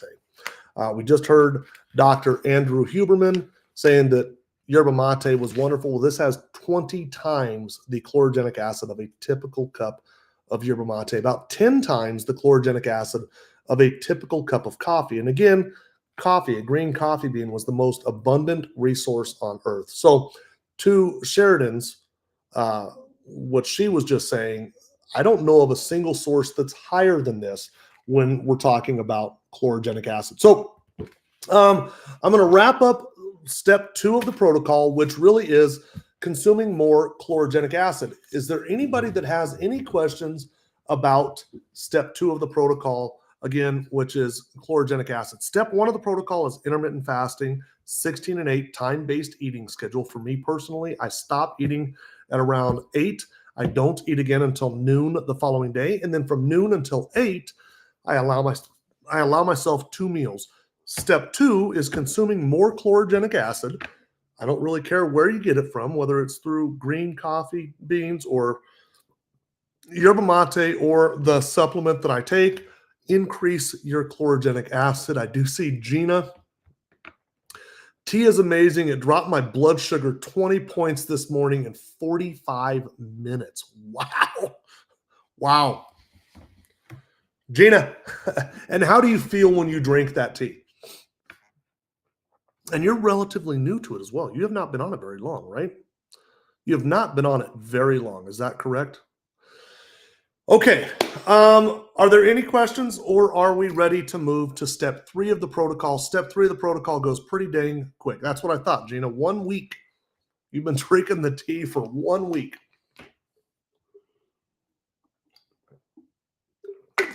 By the way, that's what I'm drinking. Are we ready for step 3, or do you have questions? And if you're ready for step 3, just do me a favor and type the word ready, or feel free to ask your questions. Divine Empress, I need, right? You need some of that tea. Here's the deal, Divine Empress. Stick around to the end of the live stream. I don't give away the names or where to get this stuff until the end of the live stream, okay? Hey, Cindy, how are you? How are you today, Cindy? Okay, user Clown says ready, as does Stacy. Okay, all right, guys. So step 3 of the protocol is, drumroll, increasing your daily fiber. 93% of Americans don't get the recommended daily intake of fiber. That's 95% of men and 91% of women don't get the recommended daily intake of fiber. Now, why does fiber matter? Well, let's talk about this. A diet adequate in fiber drastically reduces your risk for heart disease, stroke, and type 2 diabetes. Have you heard that? And I would be willing to bet that most people have heard that statement. And I want to pull up this image right here. A diet adequate in fiber drastically reduces your risk for heart disease, stroke, and type 2 diabetes. And if you look up here, you'll find that all three of those are caused by insulin resistance. So a diet adequate in fiber clearly helps reverse insulin resistance. Now, how? How does a diet adequate in fiber do just that, or promote insulin sensitivity? Let's go with that. So there are two categories of fiber. There is soluble fiber and there is insoluble fiber. So soluble fiber dissolves in water. Insoluble fiber does not. My favorite example of insoluble fiber right now is quinoa, Quinoa. Ruffy, thank you very much. I appreciate that. I really do appreciate that. Quinoa, Quinoa. This is a whole grain that will boil to tenderness. You can season it while it's boiling. We like to add chicken broth to it. I also like to add like some Cajun flavorings to mine. But what you'll notice is when you eat quinoa, it has a certain shape. And the next morning when you poop quinoa, it looks identical on the way back out. Why is that? It's because it does not dissolve in water. It looks the same going in as it does going out. Now, what does it do? It goes through your body like a scrub brush. It's going through and kind of cleaning out and getting rid of all of the nutrients that we're not going to use.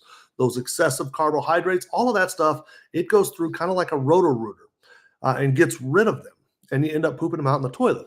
Now, when you consume soluble fiber, by contrast, it does dissolve in water. So soluble fiber forms this thick, sticky, gelatinous kind of matrix. Now, what does that do? It slows down your body's ability to process the carbohydrate. So when you eat something like a slice of bread, your body, if you didn't have any fiber, which there is no fiber in a slice of white bread.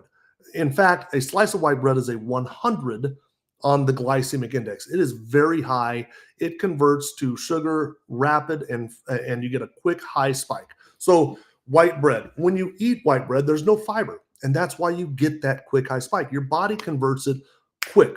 Now, when you spike your glucose, what does that do to your insulin?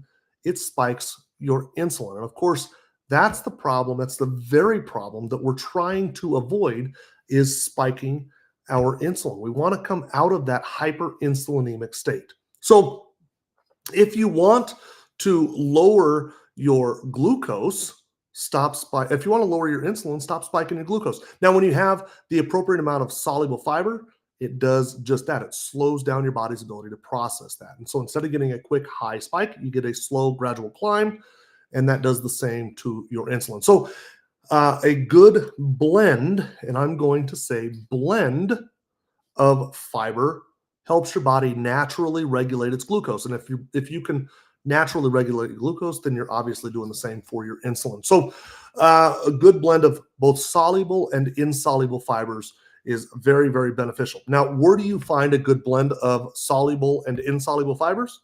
Is your produce section. Okay, Divine Empress. I've been using, you said MTC, it's MCT, medium chain triglycerides, coconut to stop high insulin spikes. Is this good? I'm actually drinking a tea right now that's infused with MCT oil.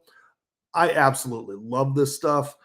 It really kind of forces you to produce ketones faster.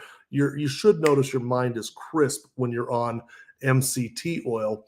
I love MCT oil. It's wonderful for you. In fact, Dr. Bickman, remember that metabolic scientist I keep talking about? He helped develop this, the one that I'm drinking right now. He helped develop this. So stick with me. Okay. It's the same tea that I was just talking about, but this one's a little bit extra. It's got some MCT oil. Okay. where is a good location in the grocery store to get a wide variety of soluble and insoluble fiber is the produce section. Where is an awful place to go? The highly processed section. If you want no fiber at all, shop the highly processed foods. Go and look at your box of macaroni and cheese or your bag of chips. You'll find they don't have any fiber in them. It's because they processed it right out of the ingredient. Now, why would they process it right out? Well, it's a financial decision, right? They're in the business of making money. They're not in the business of caring about your health. Your health means nothing to them financially, right? However, what if they can make you hungry faster? That would be a good financial decision because you're going to go back to them earlier to spend more money. You're going to be there more frequently if you're always hungry. Well, fiber is satiating. It does just that. Stripping that fiber out keeps you hungry. You go back more frequently. The other thing that fiber does is it spoils. So you look at an avocado. An avocado, right, has about 14 grams of fiber to it.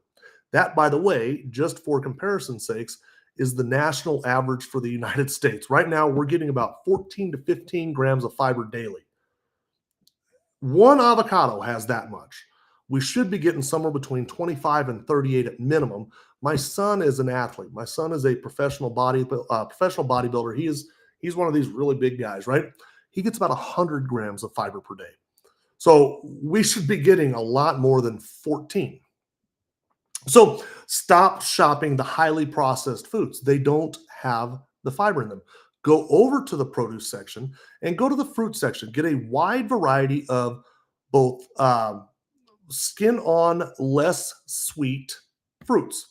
And by skin on, less sweet, I'm talking about things like apples, where we can consume the skin. Things like strawberries, blueberries, blackberries. They are wonderful for us. And this is a rule of thumb. It's not a definite, because of course I was just talking about the benefits of an avocado. Obviously, we're not eating the skin. We want to eat more avocados. So let's add an extra little layer in there, tropical. We're going to minimize the tropical skin off fruits. We're going to minimize things like oranges, bananas, and that sort of thing. Because of course, what happens to your blood sugar when you have a banana? What happens to your blood sugar when you have an orange? It spikes, does it not? And we don't want to do that. So stop eating those. Go over to the vegetable section and get a wide variety of vegetables. When you're in the vegetable section, get a wide variety of leafy ones, get a wide variety of cruciferous ones.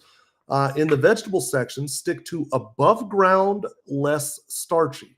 Stop eating all of the potatoes, right? If it's below ground and starchy, let's minimize those. Stop it. We have potatoes 3 times a day, right? We have them hash browns, French fries, and mashed potatoes. We have them 3 times. There's virtually no fiber in a cooked potato. And I say in a cooked potato, it actually has the most fiber in its raw state, and nobody eats raw potatoes. So there's virtually no fiber in a cooked potato. They're causing our glucose to spike high and fast. We don't want that. And in fact, we have them. How many people listening to me right now?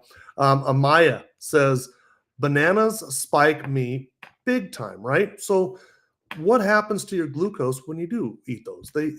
Your spikes your glucose. What happens to your insulin? You're spiking your insulin. We got to stop doing that. Same thing with potatoes. Above ground, less starchy is our way when it comes to the vegetables. So are there any questions about, okay, what about carrots? Great question. Exit 109 asks, what about carrots? Great example. Carrots are wonderful in their raw state, okay?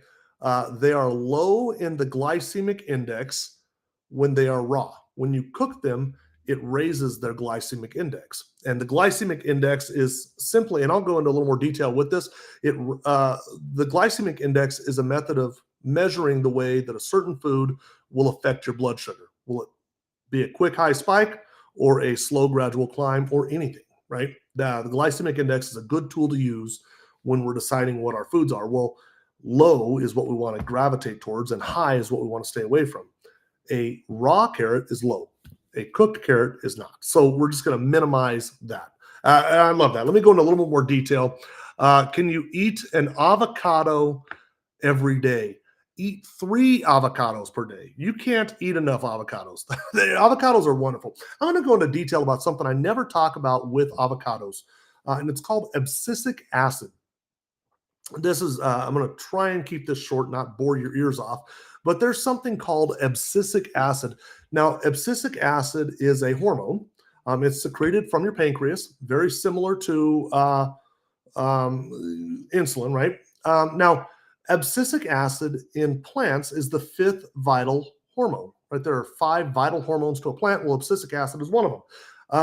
Abscisic acid in plants, let's see, it's the hormone that acts, that shows up during times of stress, okay? Environmental stress. So during times of drought, that's when abscisic acid comes out to play. It's the one that closes off the cells. So a plant's cells, and I'm not a botanist or anything like that, but a plant cells effectively can close and not allow water to flow through, right? What abscisic acid does is it gets all of the water to come down to the base of the trunk. So you'll start to see the leaves wilt, and we think that's the plant dying. Really what the abscisic acid is doing is forcing that water to be at the core, which is where it needs it the most, okay? It acts in time of stress. It's a panic hormone. We have anything that's alive secretes that same hormone, abscisic acid. In fact, humans do as well. And it acts kind of alongside insulin. When there is insulin resistance, abscisic acid is there kind of like knocking at the door saying, hey, insulin's here trying to do its job. Now, there has been a ton of research around abscisic acid, specifically on figs, F-I-G, figs. What they found is that figs are high in abscisic acid. And they gave, in one study, they gave type 1 diabetics fig leaf tea every single morning for, I believe, 60 days. And in that time frame, they found that type 1 diabetics, again, they don't produce insulin, decreased their insulin need by 12% just by consuming fig leaf tea. Now, we know that fig or increasing our abscisic acid will help promote insulin sensitivity. So eat more abscisic acid. The reason I bring this up is in a fig, and there is a ton of research around figs, fig fruit extract, ton of research on abscisic acid and figs. I believe there is 0.74 milligrams per kilogram of abscisic acid in fig. 0.74, might be 0.76. It's somewhere around there. 0.74, 0.76 milligrams per kilogram of abscisic acid in fig. Now, in an avocado, it's 2 milligrams per kilogram. It is really high in avocado. So if there wasn't already enough good reasons, all the oleic acid, that same acid that we get from olive oil, it's called oleic acid, is high in an avocado. Great fats, right? It's very high in fiber. It is very high in abscisic acid. Aren't they high in sugar? So I wear a continuous glucose monitor all the time. I've had a CGM on. I wear a Freestyle Libre 3. When I eat, there's a couple of foods that when I eat, I notice my glucose goes down. Avocado is one of them. Eggs is another one of them. Danny Belfrey, thank you for educating people on this subject. It is very important. Danny, thank you.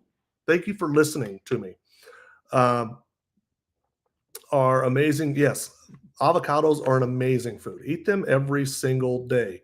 Oh, figs are high in sugar. Yes, figs are high in sugar. That's why I was using the example of abscisic acid. And I specifically chose a study that revolves around fig leaf tea. There's no sugar in fig leaf tea. It tastes awful, by the way. Fig leaf tea is one of the worst things I've ever, right next to yerba mate. True yerba mate is pretty awful as well.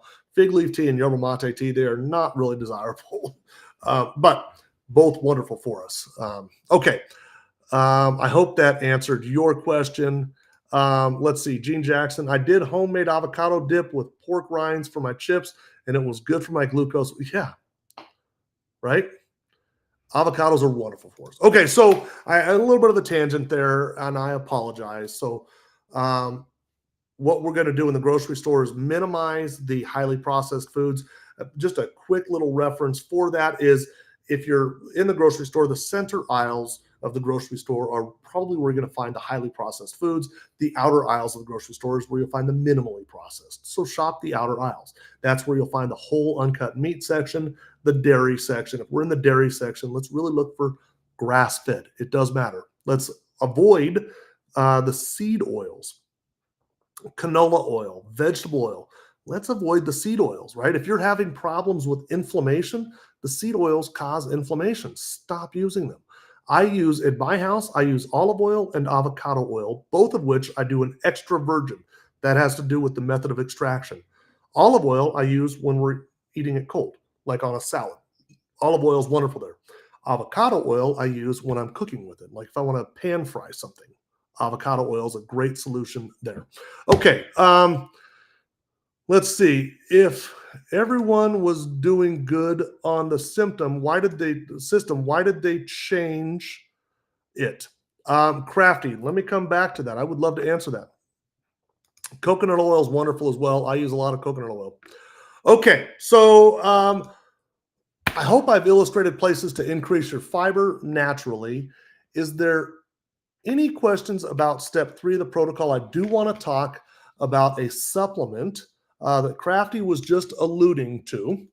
Are we ready to talk about a supplement, or does anybody have any questions about that? If we're ready for the supplement, type ready.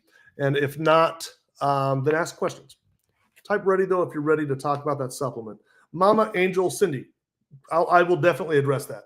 And it's rooted in science. User Clown is ready.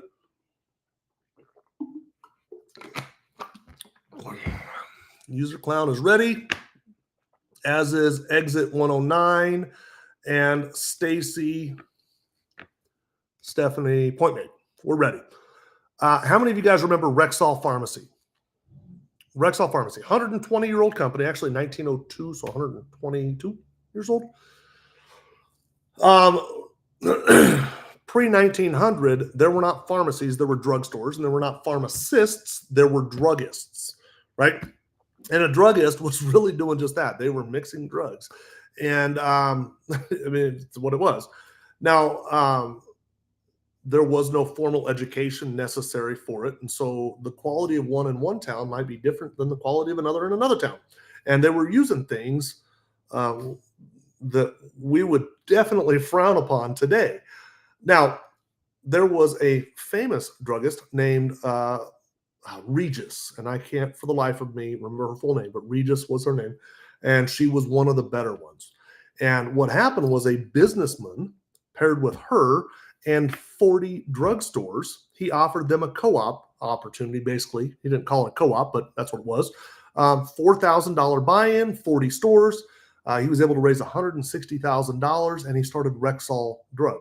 Now, Rexall, what it was an independently owned pharmacy, right? And it got to they got to hang the Rexall banner.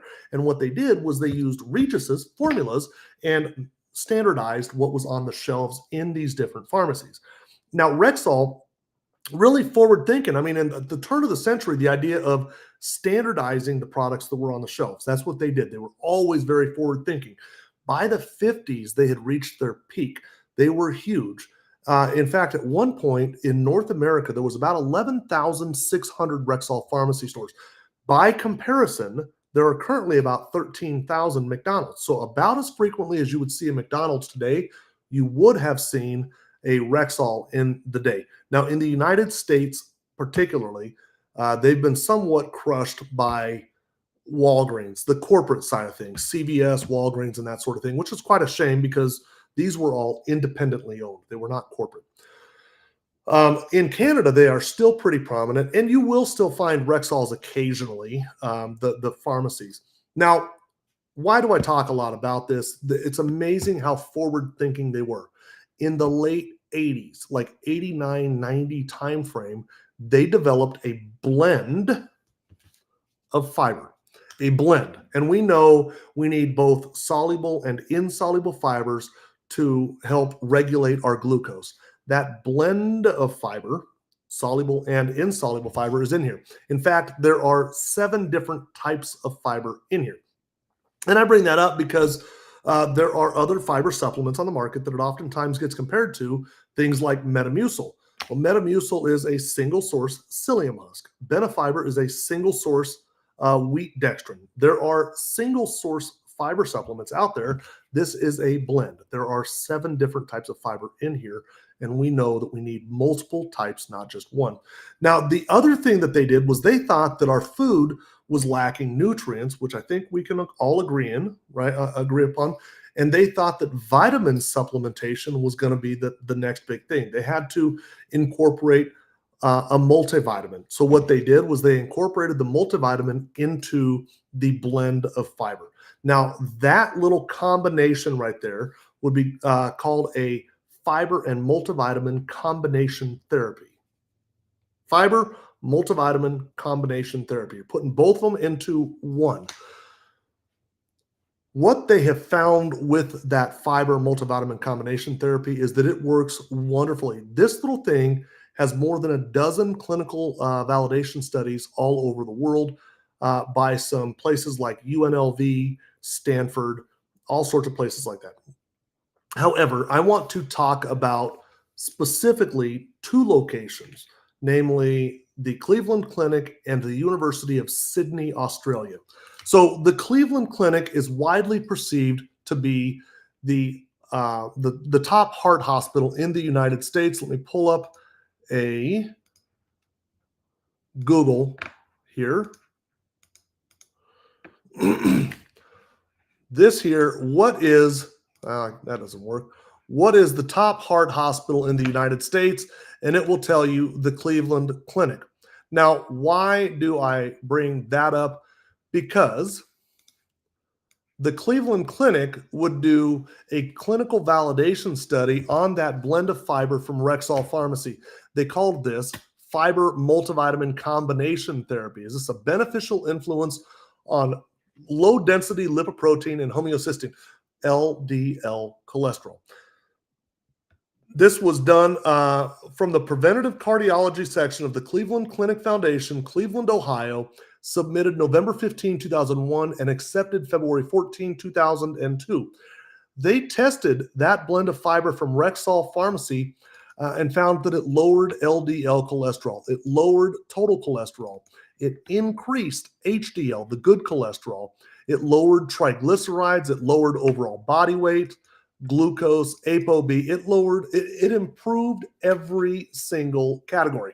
So much so that the Cleveland Clinic would go on to conclude such a product, if taken regularly, could reduce cardiovascular risk on a population basis and potentially decrease the need and or dose for lipid-lowering prescription drugs, aka statins.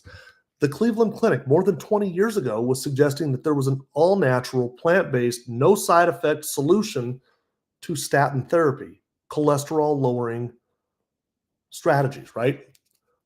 More than 20 years ago, they were doing that. And so how many of you guys are taking a cholesterol-lowering medication, something like a statin, rosuvastatin, simvastatin, atorvastatin, one of those, Lipitor, Crestor, Zocor, Pravastatin, Fluvastatin? Let's talk about this from the Mayo Clinic, the glycemic index. The Mayo Clinic describes the glycemic index. The glycemic index ranks foods on a scale from 0 to 100. The low end of the scale has foods that have little effect on blood sugar levels. The high end of the scale has foods with a big effect.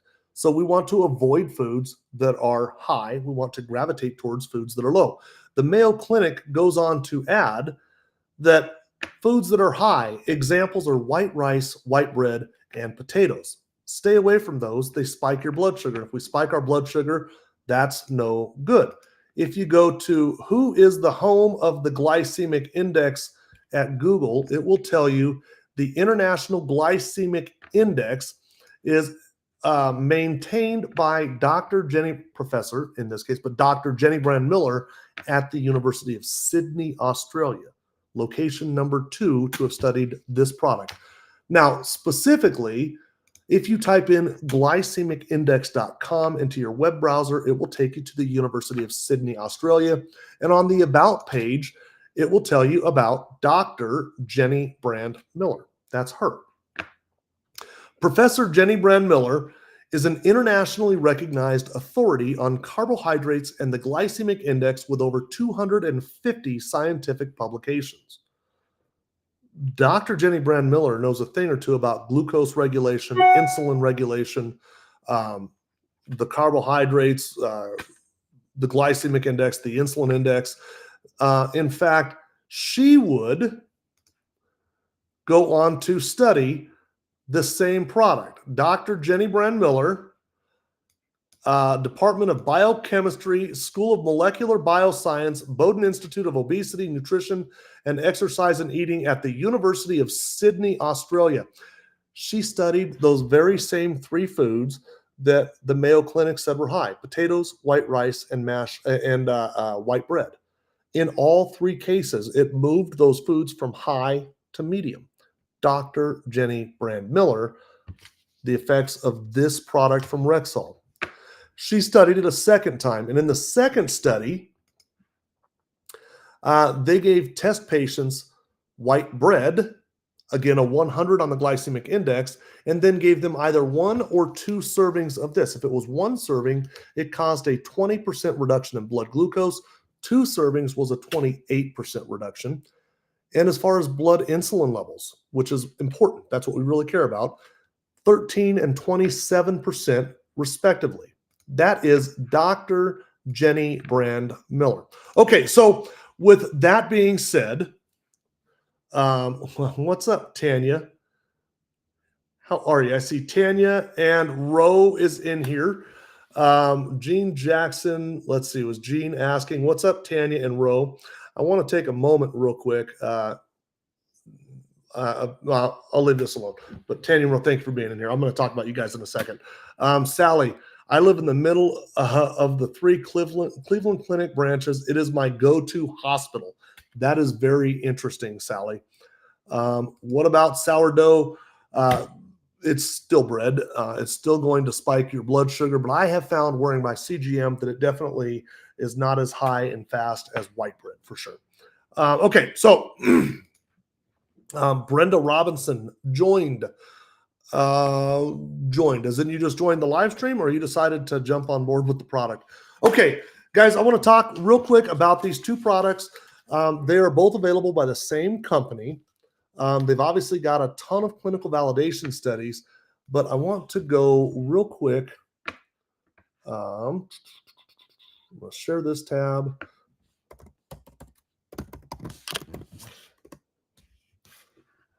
Let's see. If you go to the science team of the product, you will find that Dr. Ben Bickman is the director of the scientific advisory board. Oh, dang it. Is the director of the scientific advisory board for the product. And of course, Dr. Ben Bickman, what did I just do? I just lost everything there. Dr. Ben Bickman is the director of the scientific advice. I just pushed a button. I'm not even sure how I did that, but I think you guys can all see me now. Okay, real quick. The products cost $159 per month. That's about $5.30 per day. I would argue you cannot get through Starbucks drive-through for $5.30. You definitely can't get through the McDonald's drive-through for $5.30. My good friend Tanya here says, journal everything that you buy for a week and see where you can find $5.30 per day. Chances are you'll be able to find it. The company offers a 90-day money-back guarantee. They guarantee you will lower your glucose. They guarantee you will lower your A1C. They guarantee you'll lower your cholesterol. If you are not able to lower your cholesterol, then ask for a refund. They will give you all of your money back. Okay. So is there anybody that has any, if you'd like to purchase the product, type interested. If you want to buy the product, type interested, and I'll tell you how to buy the product. Otherwise, we are ready for a series of questions. Now, somebody asked, why did they change the protocol? Great question. Let's see. It works out cheaper than the cost of the one meal you are getting rid of, right? It's a cost positive. It's a cost neutral, right? You're actually saving money on the system. Is that what I'm understanding, Gina? If you're interested in how to buy the product, type the word interested and I'll know exactly what you're talking about. Otherwise, feel free to ask questions. Now, one of the questions, I'm going to get back to it, was why did they change the protocol? Now, what they mean by that is it used to be a 30-day supply had 1 tea and 2 of the fiber, and it worked wonderfully. What we know, interested, but what about how to get enough protein? Mama, let me address that real quick. I will. Oh, okay. I already asked the question about avocado. Okay. What we know about this is in light of Dr. Ben Bickman, and I always really want to just emphasize where they're getting the information from. They are getting the information from this guy right here. Dr. Ben Bickman he's currently publishing the research paper on the tea. And in that publication, he's saying that this increases GLP-1 production by up to 70% during a fasted state. We just have a ton of science globally around GLP-1 and the benefits of GLP-1 to obesity, to glucose regulation, to all sorts of things. GLP-1 is something we want to increase. Now, the fiber, there's also new research revolving around continuous glucose monitors and the fiber. Historically, they said wait 10 to 15 minutes because that's what Dr. Jenny Brand Miller's research suggested was at 10 to 15 minutes, we would see a reduction of 20 to 28% in your blood glucose levels if you waited 10 to 15 minutes. This study right here by her said wait 10 to 15 minutes and you'll see a reduction of 20 to 28% in your blood glucose. What the new research involving continuous glucose monitors says is that 34 to 37% if we drink this right before we eat. So in light of the new research around the balance and the new research around the Unimate, what they're doing is they're taking the same 2 products. They've always said it was 2 products, 1 practice. They're taking and putting the emphasis on the tea rather than the emphasis on the fiber. It's still the same 2 products, but they're building off of the GLP-1 as well as the fiber. And then just my own 2 cents, I think it will drive retention because it's easy to drink tea. Just sip on it throughout the day, right? And what they're suggesting is at your heaviest meal, drink the balance.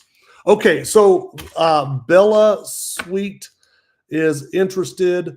Mama, yes, Mama, I see you still need protein info. I'm gonna get there. I have not ignored you. Okay, I'm gonna get there. I'm trying to answer multiple questions at the same time and be as thorough as I possibly can. Okay, so for those of you that are interested, I'm gonna put a little picture that I just came up with. Let me try this real quick. Let's see.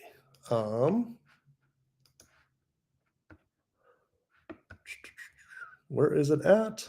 I swear I just put it into here, but it doesn't seem to be here. Bear with me a second. I apologize.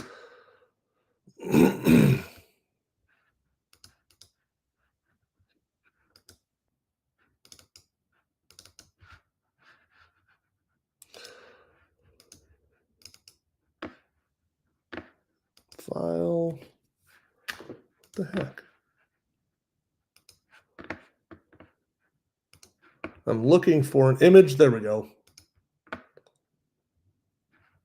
Oh, I see what I did.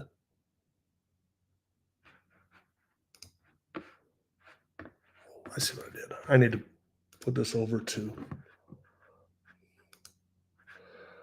Stick with me for a moment. I apologize. I'm trying. I thought I was a step ahead. I thought I was ready for everything, and I was not. I'm going to put a little thing. There we go.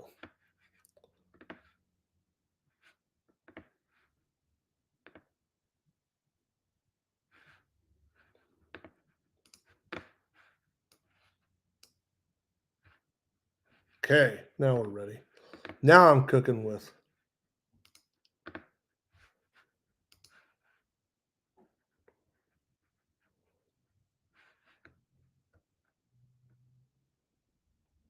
What I thought it was.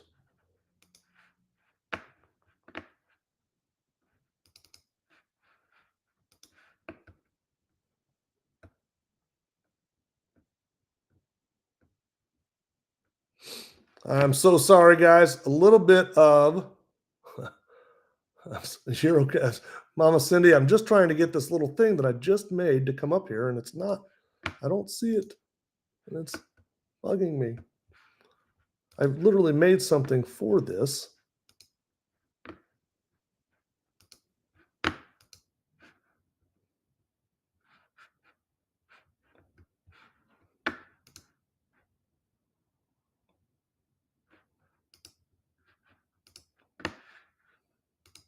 Oh, here we go. Add photos. There we go. Now I got it.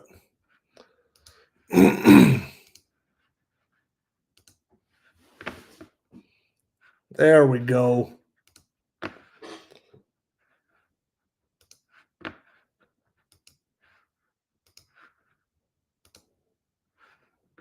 Okay, there we go.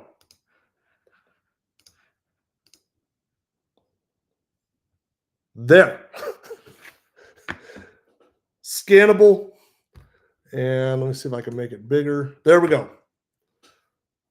There is a link right there. If you take a screenshot, that link right there will take you to the website. That is the manufacturer's website. Go there. Okay, so Cindy, let me come, or you could just scan that QR code. If you are on an iPhone, I know you can just kind of touch and hold that QR code. And, oh, I guess that's still not very easy to read. Let me try this. Let me see. I'm just going to try and see if that, there you go. You should be able to just tap and hold that QR code. And if you do that, does that work? Can somebody, Ro or Tracy, can one of you guys, and actually I want to make it bigger. I think it's easier to read if it's bigger. Can one of you guys test that and tell me if it works? Okay, so to Mama Angel Cindy. Mama Angel Cindy. What exactly is your question about proteins? How do we increase our proteins? What types of proteins? La Galatica. I'm not understanding. You said R.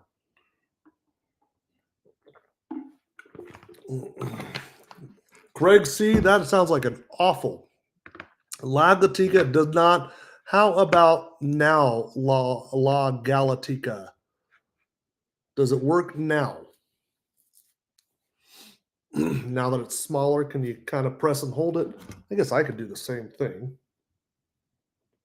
Oh, you know what? You might have to take a screenshot.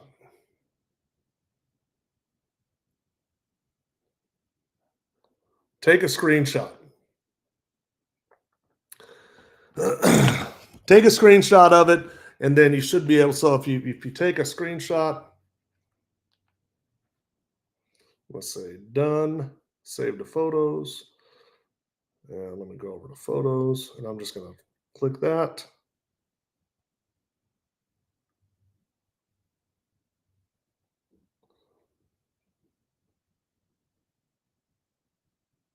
Yep, that works. Okay. And I'm going to make it bigger and see if it works that way as well. Screenshotted it. Okay. I see your question there, Cindy.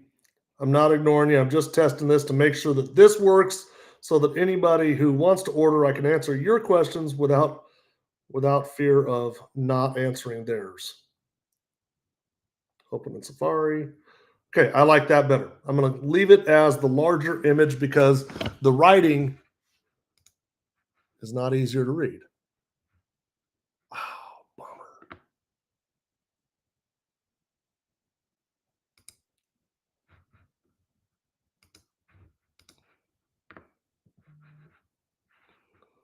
bummer.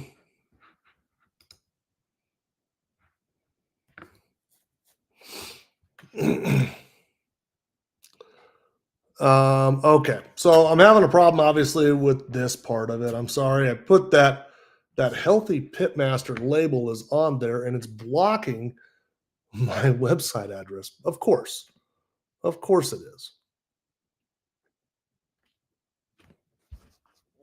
I will fix that by the next time I go. Is there anybody that wants to buy the product, does not know how to? You should be able to take a screenshot of that QR code, and that will work. But if there's anybody that wants to order the product but doesn't need to pull it down or make it full screen. J Pat, how are you, Janine? If you want to order, you don't know how to, type the word help. Now to let's see, to Mama Cindy, we need protein so we don't lose muscle. How does this give us info on getting proteins? So okay, so Mama Cindy, there is no info from this. La Galatica, I have actually, we're at about 2 hours on this live stream, and I have been talking about ways to get rid of those skin tags the entire time. Let me come back to you.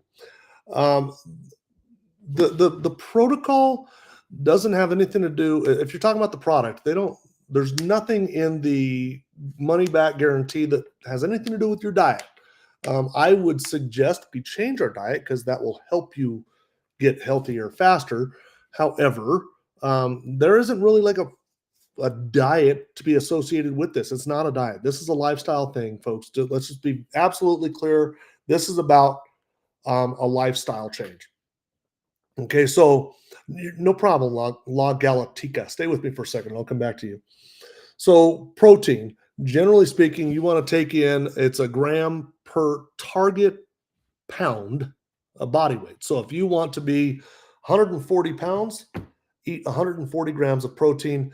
Dr. Bickman, the guy that I'm always going to his research, says that animal-based protein is the best place to go for your protein. I don't have a dog in that fight whatsoever, so I'm not trying to make vegans or vegetarians mad. I'm just saying what the world's leading metabolic scientists said. Animal-based proteins are the best way to go.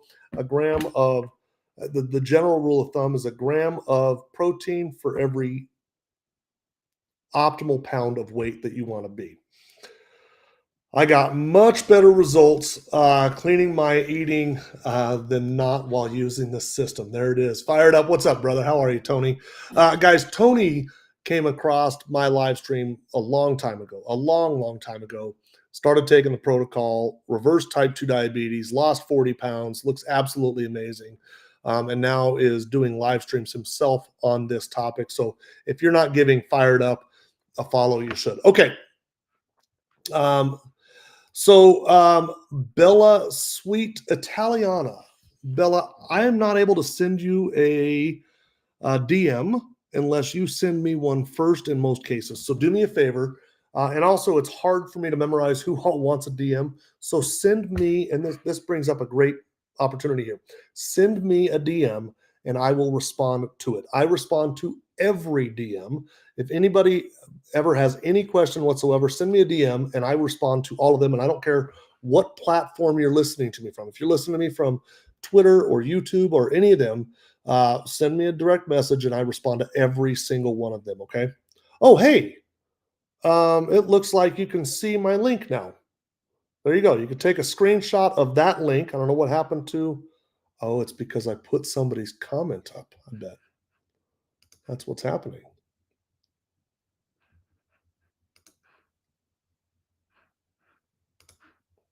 Yep. When I have somebody's comment up,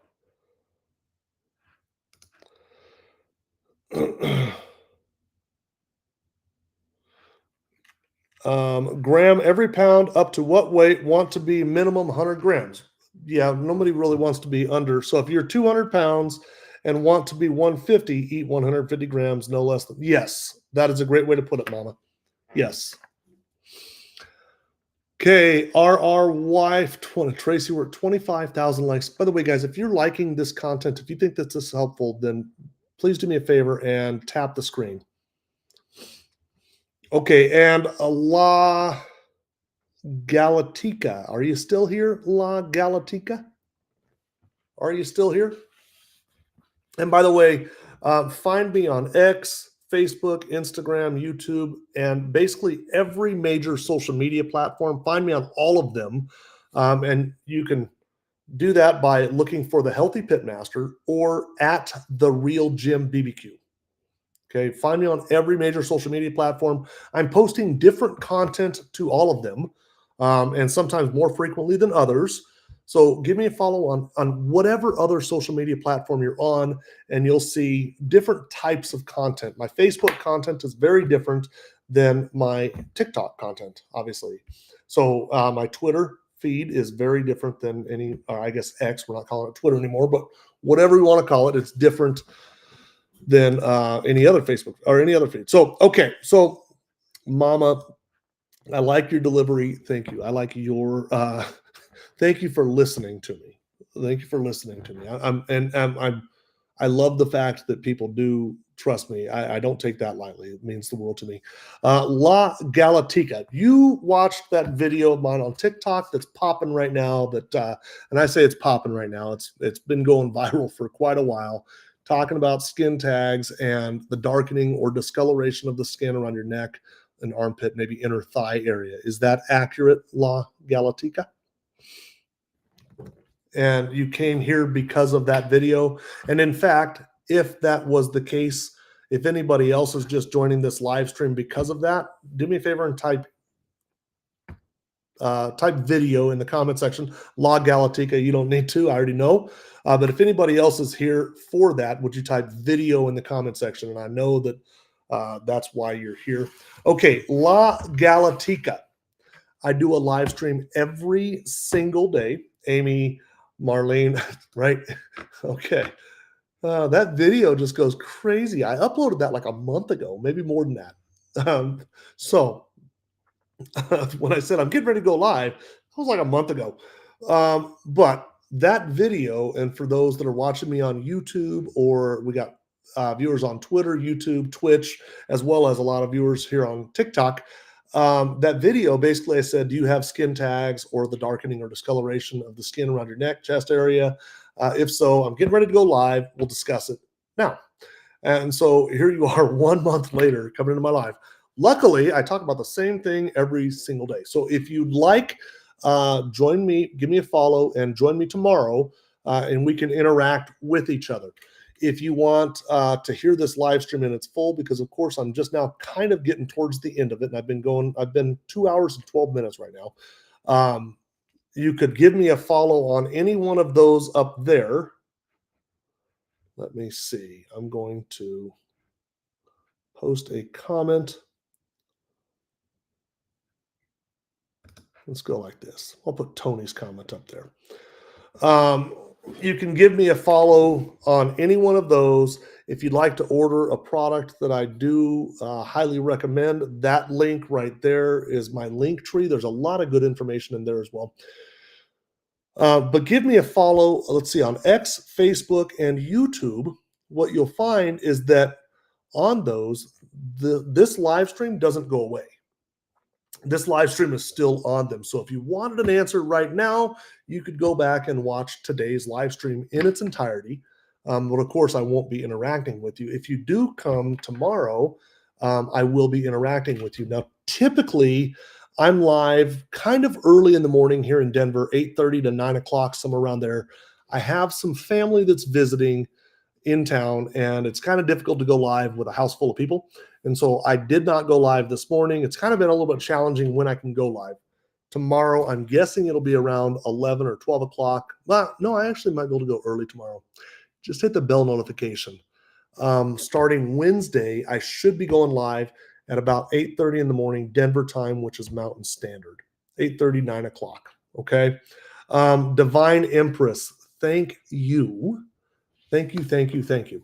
And to your point, La Galatica, Marlene Hernandez, Amy, those of you that are coming for the video, long story short is those skin tags or the darkening or discoloration of the skin, that is called acanthosis nigricans, by the way, and they are caused by a condition called insulin resistance.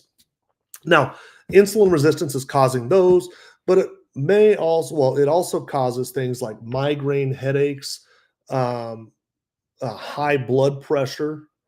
If you're a woman, maybe you suffer from PCOS, polycystic ovarian syndrome. If you're a guy, maybe you suffer from erectile dysfunction.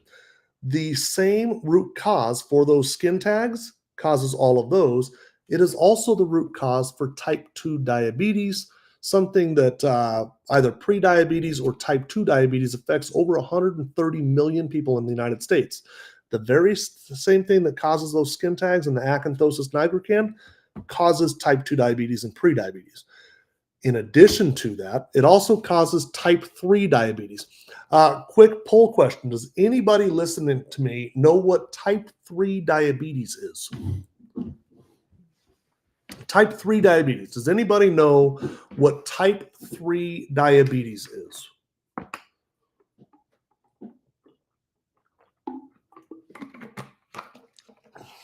Anybody?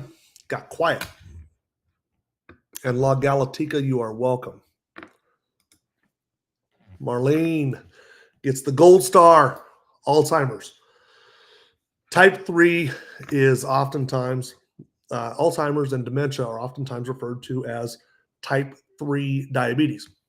So what those skin tags are doing is La Galatica, Amy, anybody listening to me right now that has those skin tags or that darkening or discoloration of the skin, just know that those are very early indicators of a much larger problem that if you don't get to addressing right now, you're going to have a problem down the road. Now, you could be, somebody came in here early, and I don't know if they were being a smart ass or not, but they came in here and said, do canned air upside down and spray it off, right? First off, that sounds absolutely awful. But if you did that, would that make the symptom go away, or would that make the root cause go away? If the symptom is the skin tag, well, that may in fact make that. That's awful, by the way. I would never do that to myself, but maybe that makes that symptom go away. It doesn't make the root cause go away. Guess what's going to come back? The symptom. You'll get them again because you never did anything about the root cause, right? If you have migraine headaches, if you don't do anything about the root cause, they're only going to get worse and worse and worse, right? High blood pressure. If you don't do anything about the root cause, your blood pressure is only going to go up and up and up. So what this conversation, this live stream is about is dealing with the root cause. If you deal with the root cause, not only will those skin tags go away, but how many people listening to me right now would say that they are lethargic towards the middle afternoon of the day, right? Where you've been at work and now it's like, man, 3 o'clock in the afternoon, like, I'm kind of out of energy, gassed, lethargia. Or how many of you get done eating and you're just like, I don't want to do anything now. I'm tired. I'm over it. Is that relatable to anybody? Control the things that you put into your mouth and you'll start to see other things improve. Okay, I'm going to go ahead and wrap up this live stream. I want to ask a question really quick though. Is there anybody that wants to order the product but does not know how to? And if you want to order the product but don't know how to, type the word help and I will tell you exactly what to do to order the product. I will know help means, hey, you need help with ordering the product. Otherwise, I want to start, let's see, we're at 27,600 likes.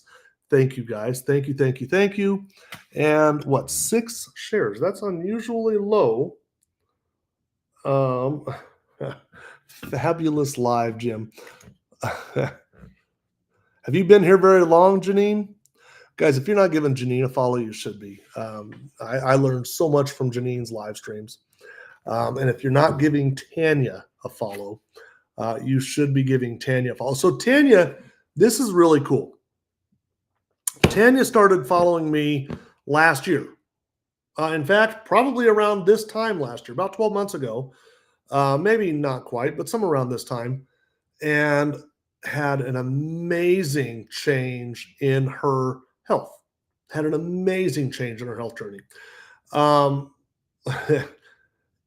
And now she is doing live streams daily and teaching people how to get healthy just the same. So if you do like the content that I provide, Tanya is touching on that just the same. Definitely give Tanya, a follow. Ron, what's up, brother? Janine, and I learned so much from you today. Have you been here long, Janine? I'm flattered that you're here, Janine. I am. You know, I love you. Great people. You know what this really does? It talks about the community. There's a ton of people. This is a wonderful, wonderful, wonderful community. Yes. What do you think about this format, Janine, this live stream? Right back at you. Okay, I'm going to go ahead and wrap this up, folks. Thank you very much for all the likes, comments, shares, all of the above. It means that that clearly shows that you guys have some form of level of trust in me. Let me see, how many likes have we actually, how many new followers have we actually gotten? I'm curious about that.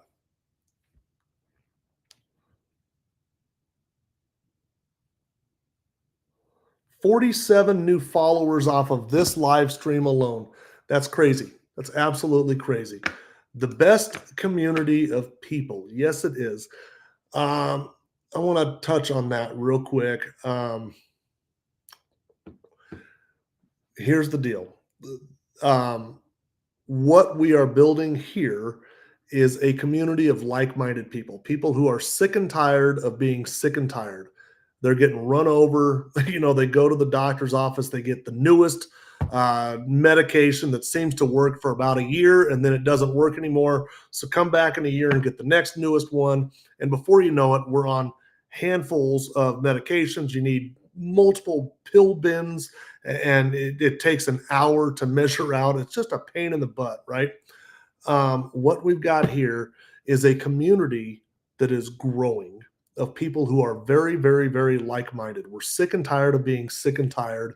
And you know what? We're turning to each other for information. And we're turning to some other medical professionals, people like Jay Pat right there, Janine, who was a nurse forever and a day and is now seeing, hey, there are other methods of getting healthy. You'll see RR Wife 08, a career nurse. We're seeing people who are getting healthy. Vicky says truth. What's up, Vicky? How are you?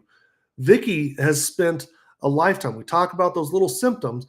Vicky has had a lifetime of those little symptoms that she's just now realizing cumulatively. That's what is all the problems that she has today. She's had little notifications going off throughout her life saying, hey, something's broke, something's broke. But what do we do as a society? We treat the symptom rather than the root cause. And at some point, we end up in life at a place where all of these symptoms are just, they're piling on. It's coming in too fast, too hot, too heavy. And that's when we start to lose hope, right? Oh, that's right.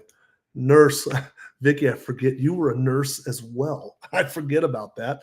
And that's just an amazing story, right? That just goes to illustrate that our nurses are, they're putting more into their patients than they are into themselves. And so when we start to see nurses,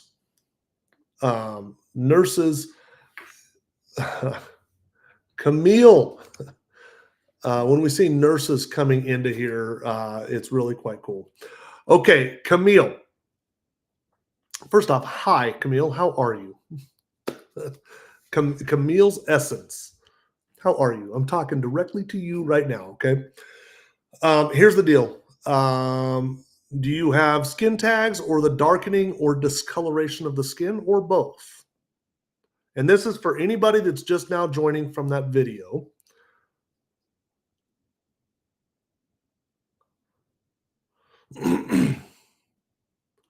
Both. Okay. So I'm sorry, I should be sharing this for everybody on the other platforms. We've got people on YouTube, Twitter, and Twitch watching right now. Camille says she's got both skin tags as well as acanthosis nigricans. If you are watching me from Twitter or YouTube or Twitch, I am most active with my videos on TikTok. Give me a follow on TikTok. However, if any of you guys are on any other social media platforms, give me a follow on those. Camille, do you see this up here? Find me on X, Facebook, Instagram, YouTube, and more by searching. Do you see this up here? And are you on any of those? You see, are you on any of those? Just give me a yes or a no. Do you have profiles on any of those? Give me a follow on them, the Healthy Pitmaster or at the Real Jim BBQ. Okay, that's a great way to find it, is at the Real Jim BBQ. In fact, if you scan that QR code, that's my Linktree QR code, and this is the address for my Linktree.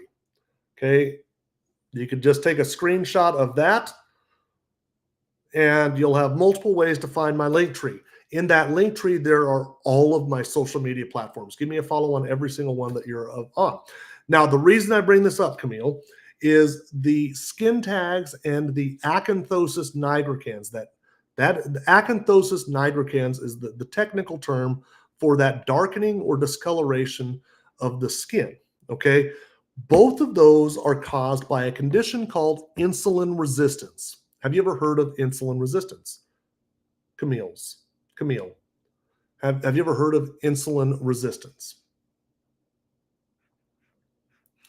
Now, insulin resistance, it's not only causing, you knew it, you knew it in a positive way. Yes, you have heard of insulin resistance. Okay, so insulin resistance, and by the way, I keep putting that comment up for our followers on Twitter and YouTube and Twitch that are watching right now. They're able to see those comments from Camille over on TikTok. So insulin resistance not only causes those, but it causes a wide spectrum of other problems, starting with skin tags and acanthosis nigricans, migraines, high blood pressure. But if you don't do anything about it, eventually you're at great risk for heart disease, stroke, type 2 diabetes, dementia, Alzheimer's, all sorts of nasty, nasty things that nobody wants any part of, right? So if you've just got those, well, that's good. You've got an early indicator. You've got a sign that says, hey, your body's telling you, fix this, right? We got a problem, but you've got plenty of time to fix it. So this live stream right here, what I do is I talk about ways to reverse insulin resistance, ways to promote insulin sensitivity. I try to be very thorough in the way that I illustrate it. So sometimes my live streams can go quite a while. I think we're at about 2.5 hours on this live stream. The advantage to being able to follow me on X, Facebook, and YouTube is this live stream is also being simulcast to those platforms right now. When I'm done with TikTok, you won't be able to see this live stream again. However, if you give me a follow on Facebook, you'll be able to watch this exact live stream in its entirety. More than that, you can also come back tomorrow, and I do daily live streams on all these platforms, just the same as this. So come in and join me tomorrow. I'll be able to interact with you. If you want to get information right now, jump over and watch that live stream on any one of those social media platforms. Does that help, Camille? Because I'm actually at the tail end of this live stream. Is there anybody that has any questions about that? And I would love to see you join my live stream tomorrow. We're getting a growing audience of people.